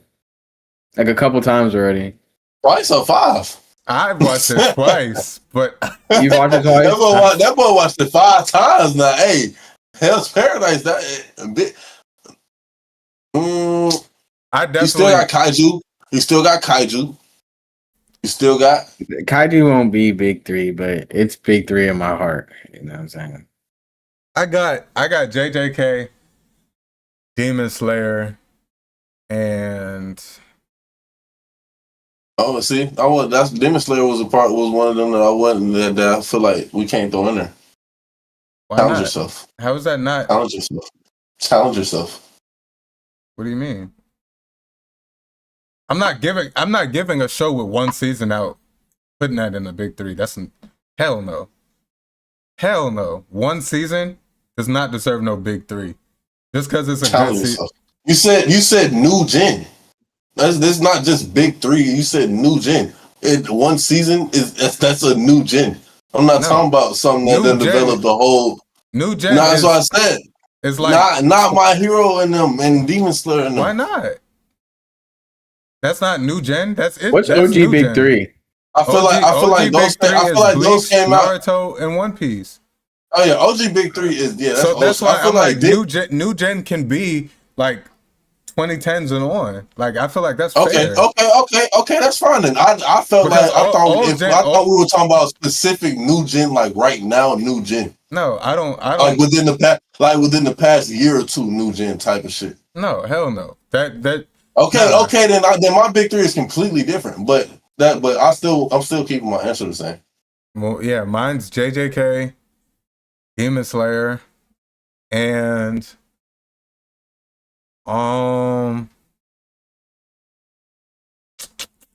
it sucks. I really don't want to put Demon. Yeah, that's what I was gonna do.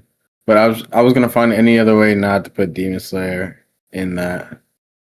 I got JJK. Yeah, I wouldn't put Demon Slayer in that anyway. And Demon Slayer is good. I enjoy Demon Slayer, and especially what the movies have done. I have to put it in the big 3. This man said Full Metal. Full Metal? That's not even a see, and that's why we shouldn't even started including shows like Demon Slayer and Attack on Titan. But that's Full Metal is crazy. Full Metal came out when though? That was in high school, which was still 2010s. But at this point, are we really still challenge yourself? Challenge yourself. If we're talking new gen, last 5 years max. Full Metal Alchemist came out in 2004. All right, that's not no damn new gen. All right, wasn't no damn high school. See, and I was thinking Brotherhood. He didn't even say Brotherhood. He did say Full Metal Alchemist. So that's the one I watched. So that's from the start. That. Yeah, that's definitely not. Brotherhood came out in 2009. Oh, I thought that was like 2012. Yeah. Nah, that's old gen. That's what I'm saying. New gen is when Super come out. Super's not a. I mean that definitely came out of high school, but no. Yeah, I got Attack on Titan. Yeah, Attack on Titan, JJK, and Demon Slayer. Demon Slayer. It's only a top 2. Huh? It's only a top 2 for me. Demon Slayer is not bad now. We not finna. Demon Slayer is not a big 3, gang. Come on. What is going over in the new gen? Tell me what's better than Demon Slayer. Demon Slayer is not. I mean, like I said, Mushoku. John, stop trolling. Stop trolling. Mushoku is better than Demon Slayer. Can't lie. For those who as a story wise, yeah, because I'm talking about Demon Slayer is not for the story. You can argue shows were better than Bleach and Naruto if you want to, and One Piece. You can argue that. Ooh, what shows? I'm just people will argue that. like literally people would argue like Code Geass and Psychopaths or something like that. And that's just because those are like overly intellectual, like you know what I mean, like plot wise story. Didn't you argue? People will put Hunter x Hunter. People will try and argue those shows better than. Well, no, it came out back then. That's all. Hunter x Hunter is in that argument, but it's I mean, other than Hunter x Hunter, Yu Tokyo Ghoul, people will argue these anime. I'm just saying better than. But that's why I'm saying people will argue. People can argue that shows are better than Demon Slayer. But when the big three was made, it was about like what it was as into the community, to the anime as a culture. Like I feel like Demon Slayer holds that weight right now, despite our personal feelings about it. We can make Demon Slayer is Dragon Ball of big three talk. I feel like you just trying to say hot takes. So Hey, no. I How is that a hot take? How is that a hot? They're the exact. I can't come up with another show better, but I agree. They're the exact same. The only difference is Dragon Ball has more lineage than Demon Slayer is probably gonna have. Okay, all right. Okay, I can kind of see the alignment of where you're coming from, and I'm not even gonna try to argue that. All I'm saying is, you can't. All right, yeah, you're giving it its props and its impact on the new generation. The current show. Realistically, it's in its own lane. The plot isn't really, you know what I mean? It's kind of kiddish. It's more so to get everybody into it. It's more so animation. The fights are amazing. It's gonna get the kids are gonna love it, but the adults are gonna appreciate it. But it's never gonna be overly crazy. Like we look for more out of the anime than the animation and it being cool. You know, they fought well.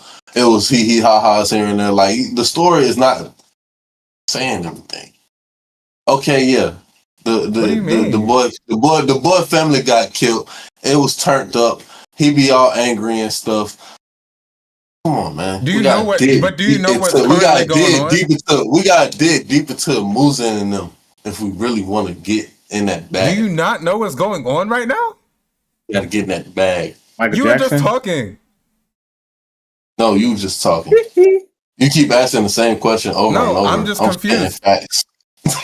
No, I'm confused. How's the story? What is weak about the story?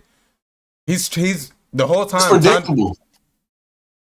Okay, Tanjiro's been.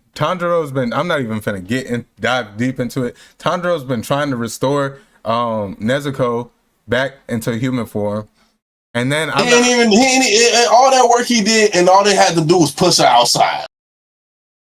What? The whole time he's just rage baiting. He's trolling. The whole time, all they had to do was just let her walk outside, and they would have found out. Oh, she good. No, you forget the fact when she was burnt by the sunlight before. She wasn't fully developed yet. You gotta give it a little time. You know what I'm saying? She was still in the box. She came out straight from out the box to the sun. My skin even burned when I'm straight from out the box to the sun. Huh? And then Muzan's role in the story. You just trolling, like you're just rage baiting right now, which I'm gonna let slide. But like, I just feel like it's just being downplayed right now. Like Ja, I get it. Ja just fell asleep in the movie. He don't like it, whatever. Like. It is what it is. I'm not gonna sit here and try to argue. Right? Like that's not my goal right now. I'm just saying, y'all just sound ridiculous with the angle of like downplaying what Demon Slayer is and what is done. But to each his own. I got Jinwoo over Demon Slayer. Oh my God, hell no. This man talking about no story and then bro want to bring out Solo Leveling. Mr. Aura himself. Oh my God! All right, Mr. Aura himself. Next topic. No, can we do a new Gen Big 3 that doesn't include like? Come on. At least past 10 years. Like, come on.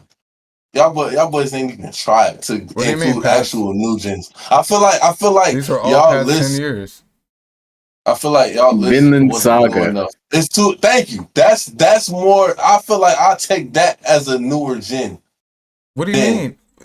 These have all been the past 10 years. All of them. Demon Slayer still going on. JJK still going on. And Attack on Titan just finished two years ago. Demon Slayer is Dragon Ball.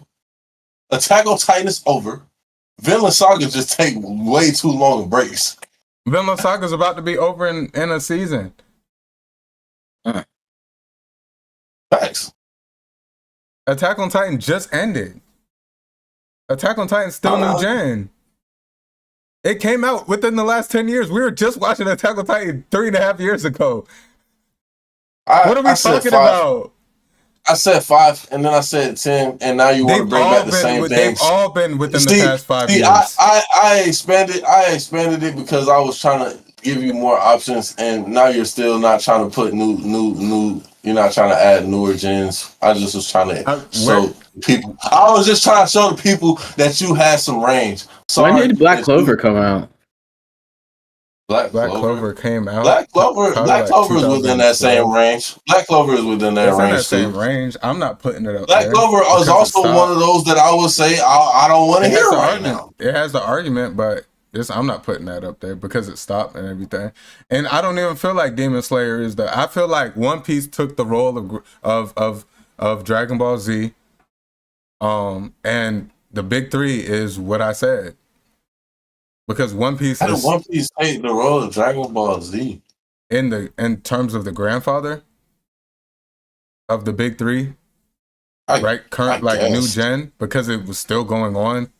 I guess. It was evolving. Everything about you'll see everything about One Piece was changing in terms of writing style, animation style, and I feel like it took the role of the granddaddy of. I guess I don't know. I don't really know what's going to happen in One Piece. So it just seems like One Piece is still one lineage of the story, and Dragon Ball is a whole bunch of different types of series and situations. And it is I'm saying we're paralleling it to what Dragon Ball was to the OG Big Three at that time. Okay. But I just want to say this real quick. I think it's a little bit misconstrued on what I mean. Where I'm saying the big three, I'm talking about as a culture. I feel like you want me to give you like a Mount Rushmore of just to tap into my anime knowledge and what shows I could bring up that are arguable. But I'm talking about cultural impact big three, not we can argue the best new gen shows that recently came out within the past 5 years. I still don't think none of them can put up a fight in the big three conversation. That's all I'm saying. You can call it cultural impact. And the big three are two different things. You can call it cultural impact. I'm gonna call it hype. You wanted the hype, and I cannot. I just can't put that show up there. I mean, that's fair. That's fair. We can all have different big threes, preferences. And hey, we're gonna leave it. I'm gonna turn this into a segment, and I'm gonna make this a video. I want to hear what y'all got to say about this, as a community. I respect the Mitsuko Tensei take. I wouldn't have grabbed him for the big three. But great new gen call out.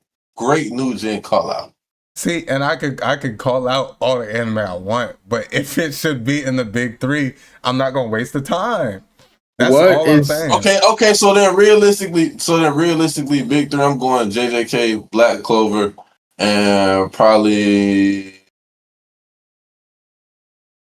Attack on Titan. Yeah, Attack on Titan. That's fair. That's fair. Yeah. I'm not mad at that. I can interchange Black Clover and Demon Slayer too, but Demon Slayer, especially with the movies and their impact and what they've been they're the two biggest anime movies ever.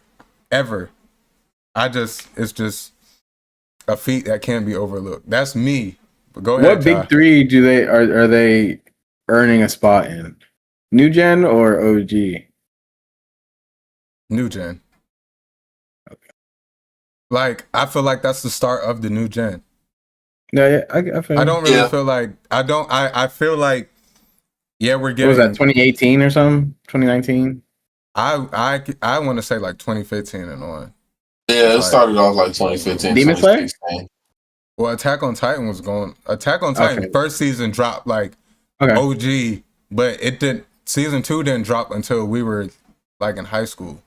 Yeah, gotcha. So like, and then that's when everything started, snowballing from there, from Attack on Titan. So I still consider Attack on Titan new gen because season 1, like, we were jits when it came out, but they didn't really get back to it till much later. I used to troll Attack on Titan so bad before it actually got raw. Oh yeah, that was one of my first ever. Like, I watched it as a kid, and I was just like, I didn't know that they were even gonna drop more just because of how long it took. I used to troll that show so bad, and it took until Aaron dropped his balls, but once he did. All right, so he's at school. Used to play that game on the computer. So what's your big 3 new gen? Ja. Snow gave his, I gave mine. Attack on Titan. What was the second one that we kept saying? I agree with JJK, and I agree with Snow. Black Clover. I'm fine with the Black Clover tech. I'm standing on that. Yeah. I'm fine. Look at you enjoying Black Clover a little bit more. Yeah, I'm only at first you like 60 episodes in, but like that is moving, boy. Yeah. I don't know what happened the first couple times. We put My Hero as the honorable mention. I'm sorry to cut you off, Ja. I didn't know you keep going. My Hero over Demon Slayer? For sure. Right now? Yes. Hell up until the past 2 seasons? No. But now? Yes. They're both pretty cringy. Not me. I'm not putting My Hero above Demon Slayer. My Hero over Demon Slayer right now, for sure. Hey. Deku over... Like I said, right now, at this very specific moment, I knew you was Deku gonna say over that. Tanjiro. I knew you was just going to specifically say main characters. But... Nah, what? Don't make me talk about the game. Come on. You just see what happened with Kakshan. You just see what happened with Kakshan. Can I ask you this? Did you see Infinity Castle? Why are we having this conversation then? All right, Snow, it was great having you. It was great having you. He didn't even watch the movie. Why not even having this conversation? He didn't even watch the movie. You know I didn't watch the movie. No, I didn't know that. I thought you went by now. I thought you went by now. You thought I secretly went to go watch a movie that all the things in anime we talk about. You thought I just happened to go watch a movie about Demon Slayer, the new Demon Slayer movie that everybody's talking about. I just went and watched that in secret and private. You knew that. You just wanted to throw me under the bus. That's all right. I'm out of here. Ugly. Hey, appreciate you for tapping on this episode. This was fun. Definitely. Snow Global TV. Hey, shout yourself out on everything. Tell them. No, I'm saying y'all make sure y'all tune into your boy, man. YouTube Snow Global TV, Twitch _Snowman. It's a 0 for the O. And IG, if you want to hop on that _PTG.snowman, we make sure we hop on all those. I post on all those. TikTok, Snow Vision. Come on, it's everywhere. It's everywhere. If y'all really rock with your boy, you know what I mean? Stay tuned in. I'm gonna drop, and I'm gonna be with the guys. So if you enjoy us being us, tune in to all us, and you're gonna see different avenues of everything. I appreciate you boys for having me though. Y'all enjoy your manga talk. I'm probably about to go watch a little One Piece right now. Yes, sir. Hey, appreciate you for stopping by, bro. Snow Global TV. Sure. Once again. Love y'all boys, man. Appreciate y'all for having me. Love. Be good, man. Be good. Bro. If you guys have made it this far, thank you. Shout out to our YouTube Music, Spotify, Apple Podcast listeners, and wherever else you watch our show at. Thank you. Please leave a 5-star review, comment if you can. Tell us what you think of it, what we need to improve, what you guys like the best, what you guys want to see. And give us a like on the live or the VOD whenever you see it. If you watch at work, let us know in the comments. We want to know all the nitty-gritty stuff. And thank you. Appreciate y'all for real. So we are now rolling into our final segment of what is this man doing, bro?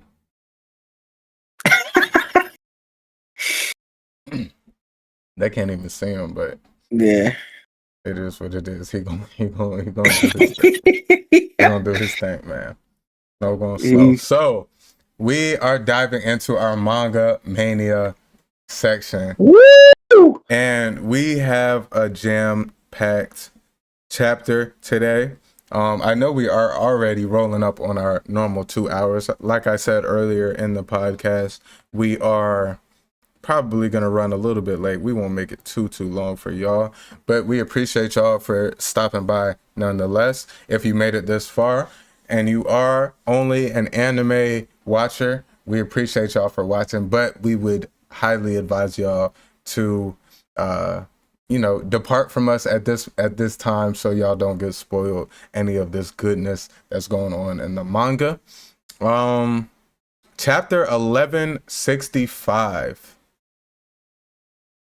Man, we got a big chapter in store today.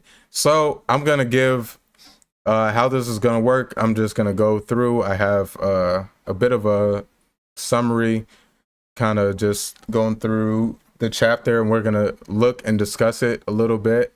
We're gonna leave, then turn things over to Ja, get his thoughts about everything, and if we don't touch on them as we go, and then I have a couple questions that I want to hear from y'all, or just answers for y'all and from Ja. So let's get into it. We have a color spread this week. Yes, sir. Very, very, very detailed color spread. It says, "What we hold in our hearts is ours forever." Also, if you're on audio platforms, we are also, for the first week, showing the manga chapter a little bit and on screen. So go check us out on YouTube if y'all want to visualize what we're getting into. So, what we hold in our hearts is ours forever. You kind of see Luffy holding a lot of characters he knows, like small plushies. We see Sabo, Shanks, Ace, Whitebeard, which is a little bit surprising when I first seen the Whitebeard. That's love. Rayleigh, who's that? Garp, who is that? Who is that? Machina. Yeah. What's her name? That's basically his mama. Yeah, I forgot. Yeah, Gaiman hanging out his mouth. Yep.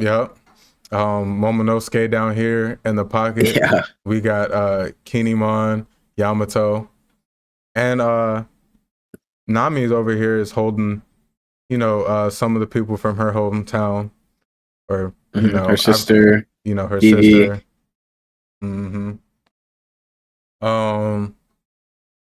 They're fighting over a Chopper plushie over here. Chopper seems to be stuck in the Chopper stuck in the machine, in the claw machine, with Brooke, reaching down as the claw. I think that's fire. I think it's all funny. We got Jinbei, sleeping. Sleep. Zoro with his Mihawk plushie down here. Mm-hmm. And a sleeping Shirahoshi. Yep. Giant plushie. We got Ragi down here. Overall, it's a real good. Frankie's. I like this color spread. This is one of the Frankie bottom left, scraping chains together to get Chopper out. Yeah, I think it's all funny. Everybody, it has the close up of everybody's face, in the situation. But yeah, let's get into the chapter. Cover story. First time in a while we got a cover story and a color spread in there. Yeah, color spread. Yeah, so chapter 1161, a song of love bound under a hail of arrows.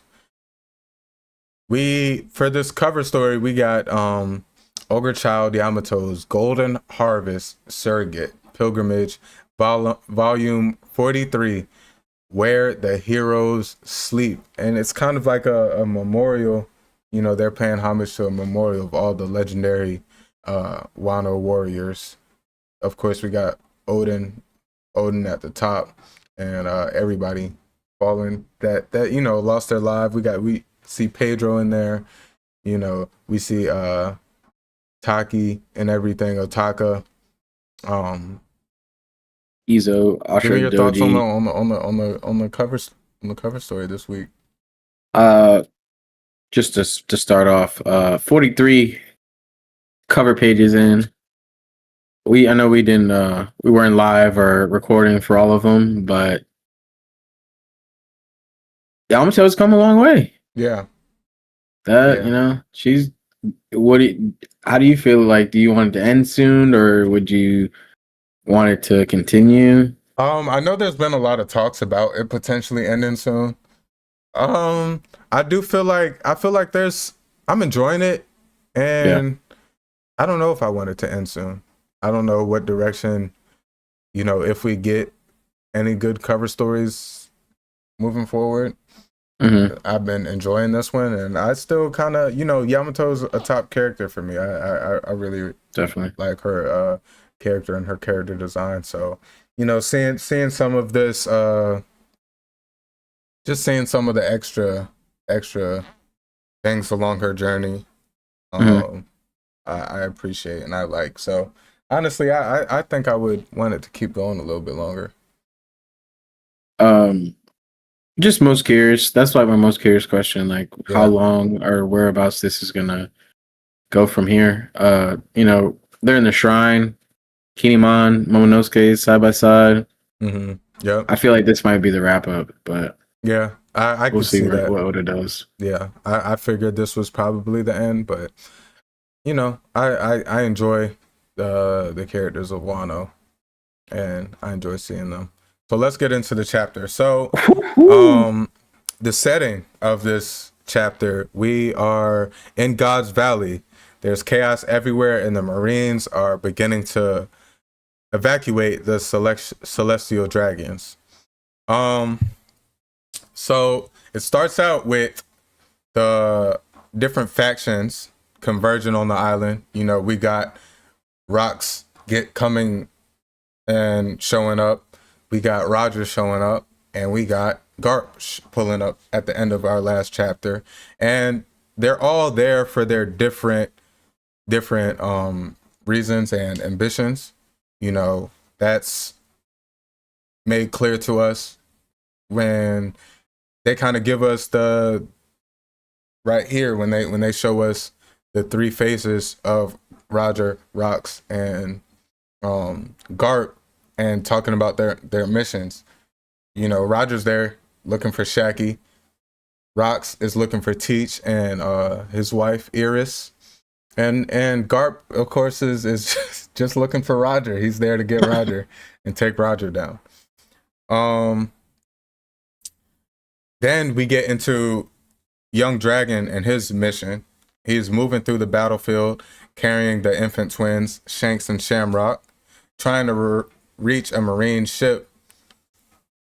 And you notice he has his hood on, trying to keep his face hidden while he's trying to escape the island and get on the Marine ship. He's then ambushed by a God's knight, Saint Maffy, of the Satchel family. She intercepts Dragon and pierces his shoulder with a beam, some sort of like beam attack, as we see here at the bottom of the page. Then we see Dragon fall over, and he drops Shamrock, and he kind of his body kind of covers Shanks and the viewpoint from Maffy. So there was a split of the twins from the scuffle, and then Maffy ends up seizing Shamrock, while Shanks ends up concealed and unnoticed. As she reports in that she found Garland's kid and she is about to execute Dragon. And his near execution has been averted when Matthew is completely sliced in half, obliterated by Whitebeard's sweeping slash that he kind of incidentally just slashes and cuts her down, which inadvertently saves Dragon. And it's kind of a scale of the size of Whitebeard. And, we got Lin, aka Big Mom, arguing that, Whitebeard was trying to attack her and trying to take her out with that attack. Whole time he was chopping down a holy knight. I think this scene was one of those top scenes for me in this chapter. Just the scale of power, raw power. Even at the end when Dragon's saved, he's just like looking up at these huge, enormous, pirates standing over him. And they're just so powerful. They wiped out the Holy Knight that was about to take him out. He pretty much was almost at a point of accepting defeat and accepting death. Mm-hmm. So how swiftly and effortlessly Whitebeard was able to come sweep through and save him. It was wild. You got any thoughts before we move on, or should I just keep rolling? I can say a couple things. I got a couple points so far. Start off, Maffy and her laser ability. Mm-hmm. It's like a reminiscent of like a pacifista in a bit. Yeah, that's what I thought about that. And then we go to the next page, and Whitebeard cuts her down. Yeah, I'm just confused on like, I'm starting to think this is like possibly pre-hockey. These guys are all pre-hockey, possibly. Why wouldn't that attack be, infused with some hockey? I don't know. I'm confused by that a little bit. I would, I mean, maybe it was, and maybe that's just like. I mean, I don't know. Because I don't know. Maybe it wasn't like advanced carvers. Yeah, I'm not sure what the scale of that attack was, because obviously it was just a swing. It didn't have a name or anything. But I mean, you still see the force behind it and everything. I wonder if it's like just a Gura attack or something. Yeah, that's interesting though. But sure power, for sure. Yeah. So then we get the four monsters advancing. Whitebeard, Big Mom, Kaido, and Shiki bulldoze through opportunistic pirates trying to make a name off of them. A lot of pirates are on the island, and they're just like, hey, they see these monstrous pirates, and they're like, hey, if we take them down, we'll make a name for ourselves. So they clearly, make light work with them. And then Dragon regroups. He is able to slip away with Shanks, realizing that he was just knocked out unconscious. And he was resolved to at least be able to save the child that he still has, as we clearly know that was Shanks. Then we got Monkey D. Garp, Dragon's father. He arrives. He crashes in and instantly throws hands at Whitebeard, Lin, Kaido, and Shiki. And they're like, hey, we got to get out of here. Like, we can't sit here trying to have a drawn out fight with Garp. We got to slide. And a little bit of a feat for Garp, pulling up and with that much power, being able to scare off, in a way, not that they think they would have instantly lost, but they clearly got the respect to know that that's not a fight that they're to fight. They're on a mission right now, and they all skedaddle. They get out of there. They're like, we're not even gonna try and throw hands with Garp right now. Lean decides to bring out Zeus and Prometheus and use a heavenly fire blitz, fiery barrage type move to, slow Garp down, hopefully take out Garp. And it ultimately does nothing. I think that panel right there with Garp coming out of the fire, it's pretty cool. You couldn't cook prime rib with this. And because, knowing how truly and utterly powerful Big Mom truly is, and her and what she uses Prometheus and Zeus for, like the scale of that power, to know that Garp was just walking out of that is crazy. Yeah. And you get to see kind of like Dragon's realization that his pops is there too. You got any thoughts before I move on to the next? Yeah, I'm gonna throw it in here, but you're gonna have to go back. One more page. Shanks knocked out here. Hockey feet? No, I'm playing. Yeah, that's hilarious. There's a connection to like Baby Goku. I didn't watch Fireball, but I seen a lot of discussion about it. Dragon Ball. Oof, Dragon Ball. Bro said Fireball. Yeah. Just thinking about Prometheus. Goku was like dropped as a kid on his head or something, right? Like when he was found, or what do you don't know. When he was a baby, I got it from the community. I've heard talks about it. See, I haven't watched OG Dragon Balls probably since 2016, so I really don't remember. I gotcha. Yeah, I don't remember too much on like this specific panel and how it correlated, because I know Goku kind of had like a Superman type entrance to Earth and stuff. Like his planet was being destroyed and he got sent down to, gotcha, and some sort of rescue pod to be, saved and stuff. That his how Goku was introduced was very similar to Superman. So like in this aspect, I don't know the direct correlation, but the community, they could have more of an insight.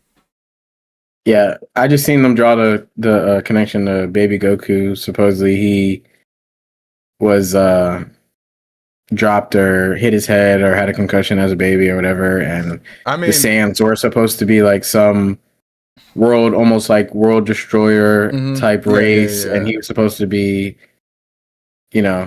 something, and then he turns out to be like doofy. And I do more remember laid that. back. I guess I didn't remember that it was like from a head injury, but I think he was also, Saiyans were conqueror, like warrior type race, so they go to different planets and take over and stuff as well. They're the most powerful race. So just a connection to like, he's a celestial dragon, and they're idols, and you see where Shanks has led up to and how he is as a person, and then now we've seen Shamrock and he's the total opposite.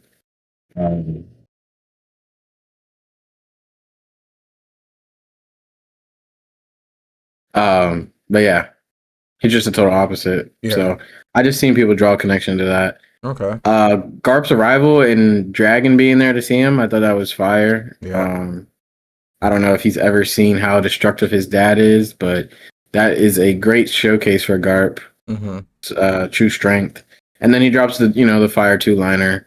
Couldn't even burn. You call that fire, Lin? You couldn't even burn cook a prime rib. Yeah, that was tough. Probably one of his toughest lines in the show. Can't lie. Yeah. When that gets animated, I know it's gonna be like. Oh yeah. Done so well, like.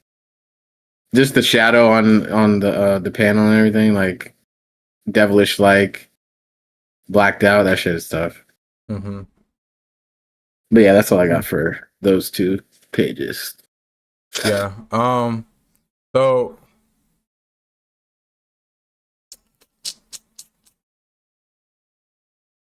okay. Yeah, so after that, we get a little bit more of just the horror of God Valley as a whole and what's been transpiring. Some of the prisoners, they seem to think they have a window of opportunity to escape amidst all the chaos. And, there's some celestial dragons and holy knights that are still terrorizing and hunting them down. We get a bit of like a report kind of just mapping things out for us, giving us a visual representation of what's going on. And I think this panel over here, I had a bit of a different idea of how God Valley was set up. I didn't realize that all of the homes and stuff were literally on the strip of the bottom of the valley and it just goes straight down. I knew obviously God Valley, but I thought it was a little bit more like, I thought they had like a whole city, surrounding all the 2 like big mountain type pillars and stuff. I didn't realize it was just kind of like a straight strip throughout the 2 Main big street canyons. type of thing. But I really like that aspect of things because it's funny because you see Rox and Roger, they didn't even plan it, but they're coming in on the 2 opposite entrances and just converging down on all the celestial dragons, all the holy knights, everyone. Yeah. And we get a good representation of that here. And then we go into I want to draw a quick connection to this episode. They did like the same thing with the little map thing up here. Yeah. Yeah. I wonder if that's where they got it from and they were like, let's throw it in. Well, no, because they did it the first time in the manga too. It just happens to correlate to today. In my rewatch, we've actually seen this a couple times. We've seen this in the past too. We've seen this in Skypiea.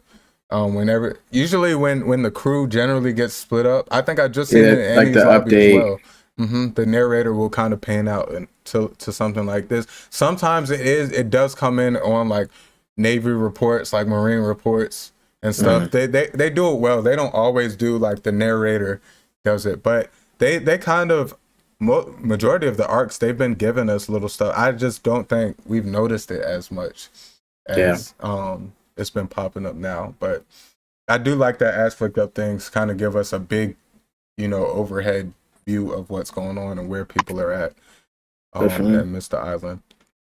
So yes, then we get inside the Marine hold. The Marines attempt to move Shaki despite her cuffs, and she beats down all the guards. Like Summers walks in and you see pretty much all of the guards knocked out. And hey, that goes to show, she was the Empress. She was the captain of the Kuja pirates. Though she's the most beautiful woman in the world and everything, she was still a pirate. And in order to be a pirate, you gotta especially a captain of a major pirate crew like that, you have to be somewhat of, show some sort of power. So Saint Somers is then revealed and he confronts Shaki and begins to strike her. He starts to rant that he will kill her, so no one, specifically Garland or the pirates, will be able to have her. At this point, he realized that Garland was going to be the one who was probably going to end up with Shaki, and that didn't sit right with him. So he figured it would be easiest to just take her out here and now. And in order to do that, I just want to say this. Summers is sick. We've seen that earlier when he's looking up in the tree with the little kid and the dad. Yeah. but and even prior to God Valley starting, when everyone's like, oh, I'm gonna make her my wife, blah blah blah. He's just like, I'm gonna just make her my slave. Like that just kind of we're really seeing his personality a lot more. You know, even him being able to walk up straight up to her and slap her. It's just like he's like, you know, I don't like the fact that you know your worth. He's just a sick individual, and he's one of the top holy knights. That just goes to show as a whole, you know, that side is very, very sick. But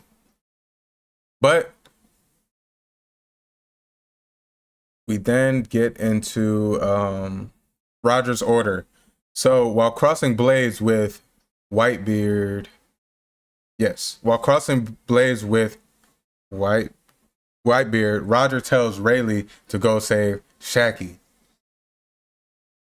Then we pan back to Summers, pretty much giving Shaggy execution countdown. He raises his weapon and promises to finish her off in 5 blows. Our dog, Dark King Rayleigh, then comes through, bursts in, and smashes Summers away. He uses a named move called Red Spider Lily. Higan Bana. Yeah, Higan Bana is what it's called, which then frees Shaggy. It's funny at the end here. We get Roger and Gabon, you know, brokenhearted, but they're just like, can y'all do this later? All the lovey dovey, because I mean, I'm not gonna lie, Rayleigh comes in on all P, you know, on his romantic knight in shining armor stuff, and he's smooth with it. I can't lie. So then we get Shaggy is finally secured. We get the exit plan where the Roger pirates focus on just grabbing treasure at this point and escaping the island as the larger melee escalates. Jam-packed episode or chapter. I definitely feel like we got a lot of questions answered. We got a lot of, you know, open thoughts that we weren't sure of, or, you know, even just headcanon. We got a lot this chapter. Give me your initial thoughts. You got the floor. Anything you want to discuss? Just for the last bit of that chapter, I believe Summers went way too crazy. It was a bit explicit. He was explaining like what he was about to do to her like injury wise and everything, and kill her and stuff like that. He's went through the roof. I wanted to jump through the page and put my hands on him myself. The Roger and Whitebeard clash. Just to support what I was talking about earlier, we do see a little bit of lightning there. Nothing crazy. We see the hockey. Their swords are touching this time around, though. Not like that flashback we got with Odin, with the, you know, being separated by possibly, I guess, their hockey clashing. Yeah. I guess that maybe possibly here they are not conquerors. Maybe they haven't both had an awakening. I think that's all possible right now, right? I wonder if God Valley is like the place where they realize hockey is essential. It could be. I also kind of think it could, because I mean, we still got to look at this shock blast from their clash. You know, it's still it's hard for me to say that it's not conquerors because of what it was doing. Like, these are, you know, regular pirates, and we only see them affected like this in Conquerors. I feel like it's sort of like, it could be like a Zoro type thing, where Zoro is, where, you know, kind of not intentionally using Conquerors, but it's coming out in the fight. And but I do want to say, I also think partially because their blades are directly clashing, maybe it's they're just not putting their all into the swing on each other. It gives me, you know, it gives me Harold and I was about to say that next. Rock's vibes. How they were just, a lot was going on and they were just kind of in passing and just swinging. Obviously, we've seen a little bit more emphasis on the Conquerors hockey in that clash with Rox and Harold. But that's also, they don't know each other, you know, in that situation. I feel like this situation was a little bit more just like, just a in passing swing on each other type thing. Yeah. I don't really think it, you know, ultimately they're there to save Shaggy, both parties, and they're there for their own goals and stuff. And they're not here as complete ops. You know, there's more of a common enemy here. So I don't think, you know, they have the time to worry about clashing with each other. And that also goes hand in hand on why they were running from Garp earlier. I just feel like these are just kind of like in passing disputes. Like Garp's aiming at taking out the pirates, but also at the same time, you know, there's so much that's going on. I kind of put it in one of those in that type of category with this clash here, but I think I thought it was fire. I mean, what else you got? And just for the last page, the Dark King stocks are through the roof, bro. One shot. Oh. Also, I have to say, possibly not a hockey attack or advanced Conquerors attack, because we see Sommers. I don't know. He didn't slice him, did he? Yeah, it looked like he just kind of knocked him he just literally knocked him away. Okay, good. Yeah. Yeah. So yeah, maybe no permanent damage there. And it was more so like I think he was just, because let's see.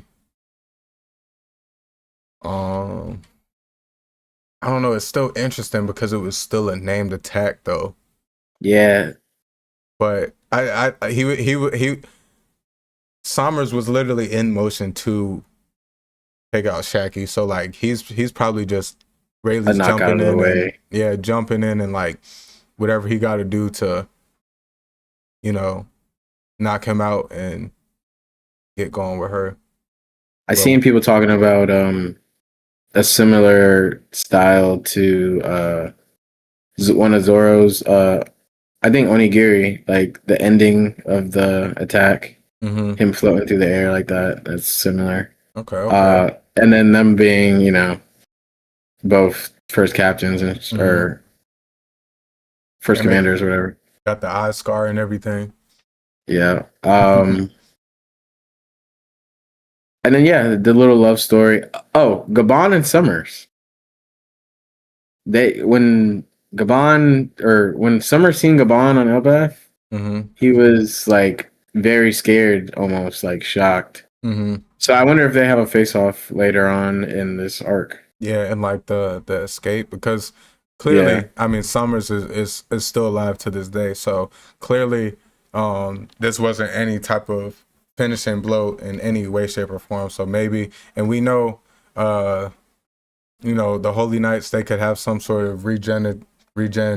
I mean, my guess is even maybe Matthew may still be. No, yeah, I believe they both have it. So like, I think that's gonna be a big thing where they're like, wait, what the, like, maybe a shock to all the pirates on the island. Like, wait, what's going on? And I wonder if they did this on purpose, but like, we just got that with Luffy in the episode we watched today. Right. He's like telling the giants like they're regenning and shit. Like, yeah. So overall, give me your rating on the chapter. Yonko, gotta go. Yonko. Garp, come on, man. Yeah. Garp is the man. We met a new Celestial Dragon family. I forgot her last name already, but Matthew's family. Yeah. Garp seeing his dad, or Dragon seeing his dad. That was, I feel like we needed to see the that. Satchel's family. The Satchels, yeah. But yeah, it's really Garp's world. I feel like we'll see Roger next chapter, Whitebeard probably some more, but then at the end, the Dark King, sold the show. Yeah. I'm gonna agree with Yanko. I mean, still just getting what we want. Getting some of these huge name pirates that we've came to love in current time, and just seeing some of their feats, getting more dragon feats. Garp, everybody. I kind of had a feeling we weren't gonna get much of Rocks yet. I feel like he's gonna kind of have his own spotlight moments, of course, throughout the rest of God Valley and everything.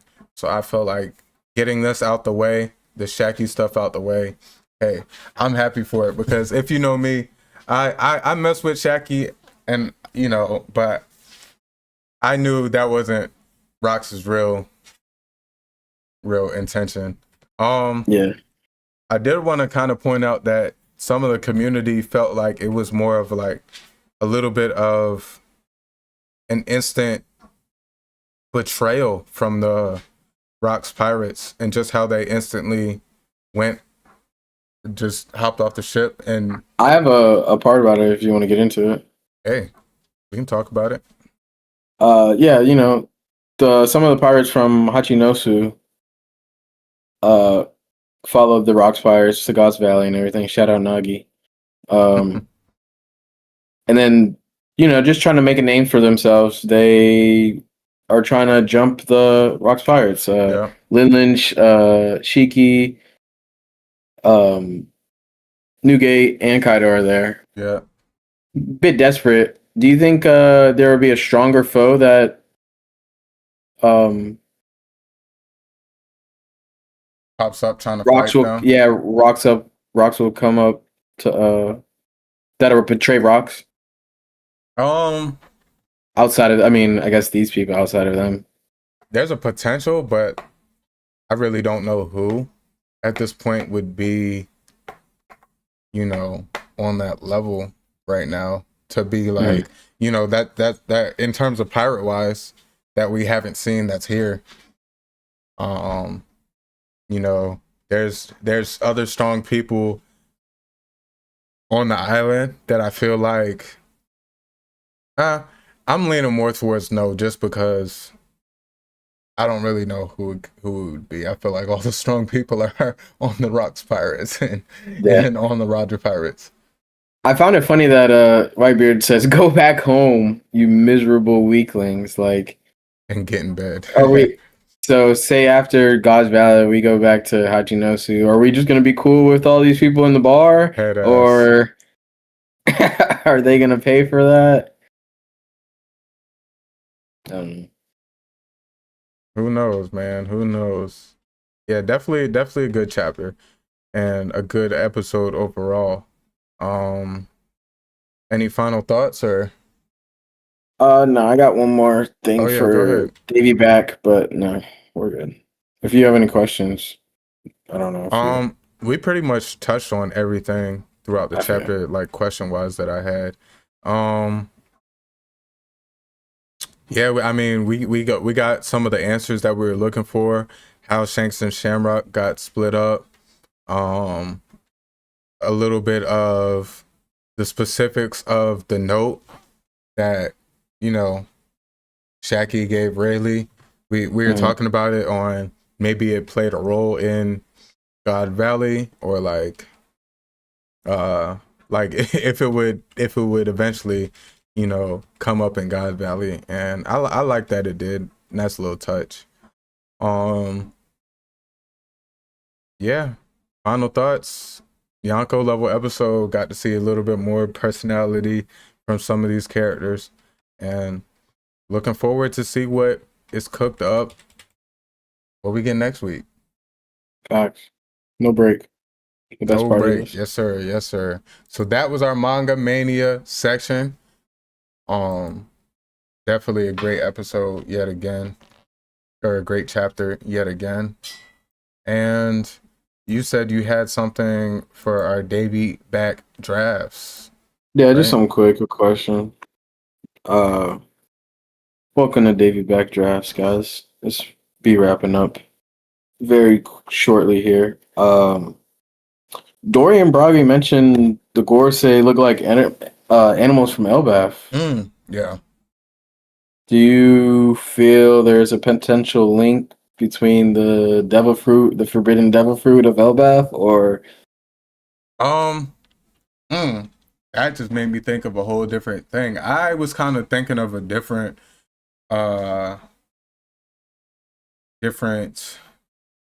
angle, just because my thoughts were kind of like along the lines of the devil fruits, the Zoan devil fruits. They're usually linked to an animal or a creature. I just felt like the specific Zoan links that are with the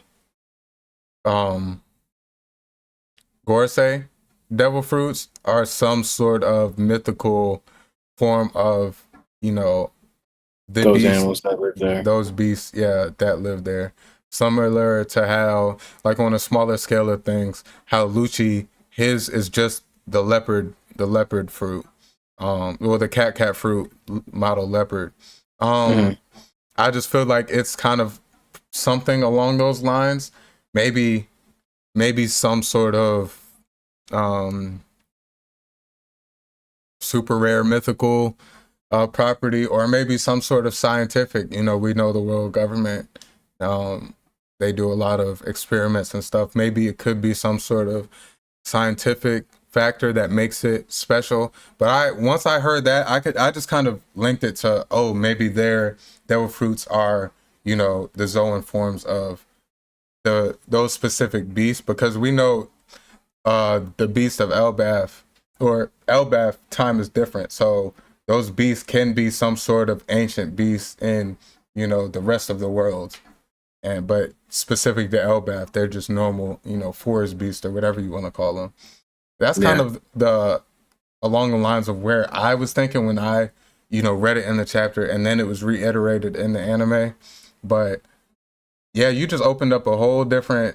I just thought about it. It just came so clear when I reread the chapter this week. So I was like, I didn't even think about that the first time around. No, it is interesting. And I do feel like there is some potential there, with it being along those lines. Hey, something to think about. Yeah, right.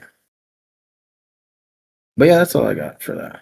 All right, cool. Well, like we said, it was a little bit of a longer episode. Really not too bad. Two and a half hours. 2.5 hours. We appreciate y'all so much for tapping in to episode 9 of the Poneglyph Podcast, where we decode the world of One Piece and anime, one poneglyph at a time.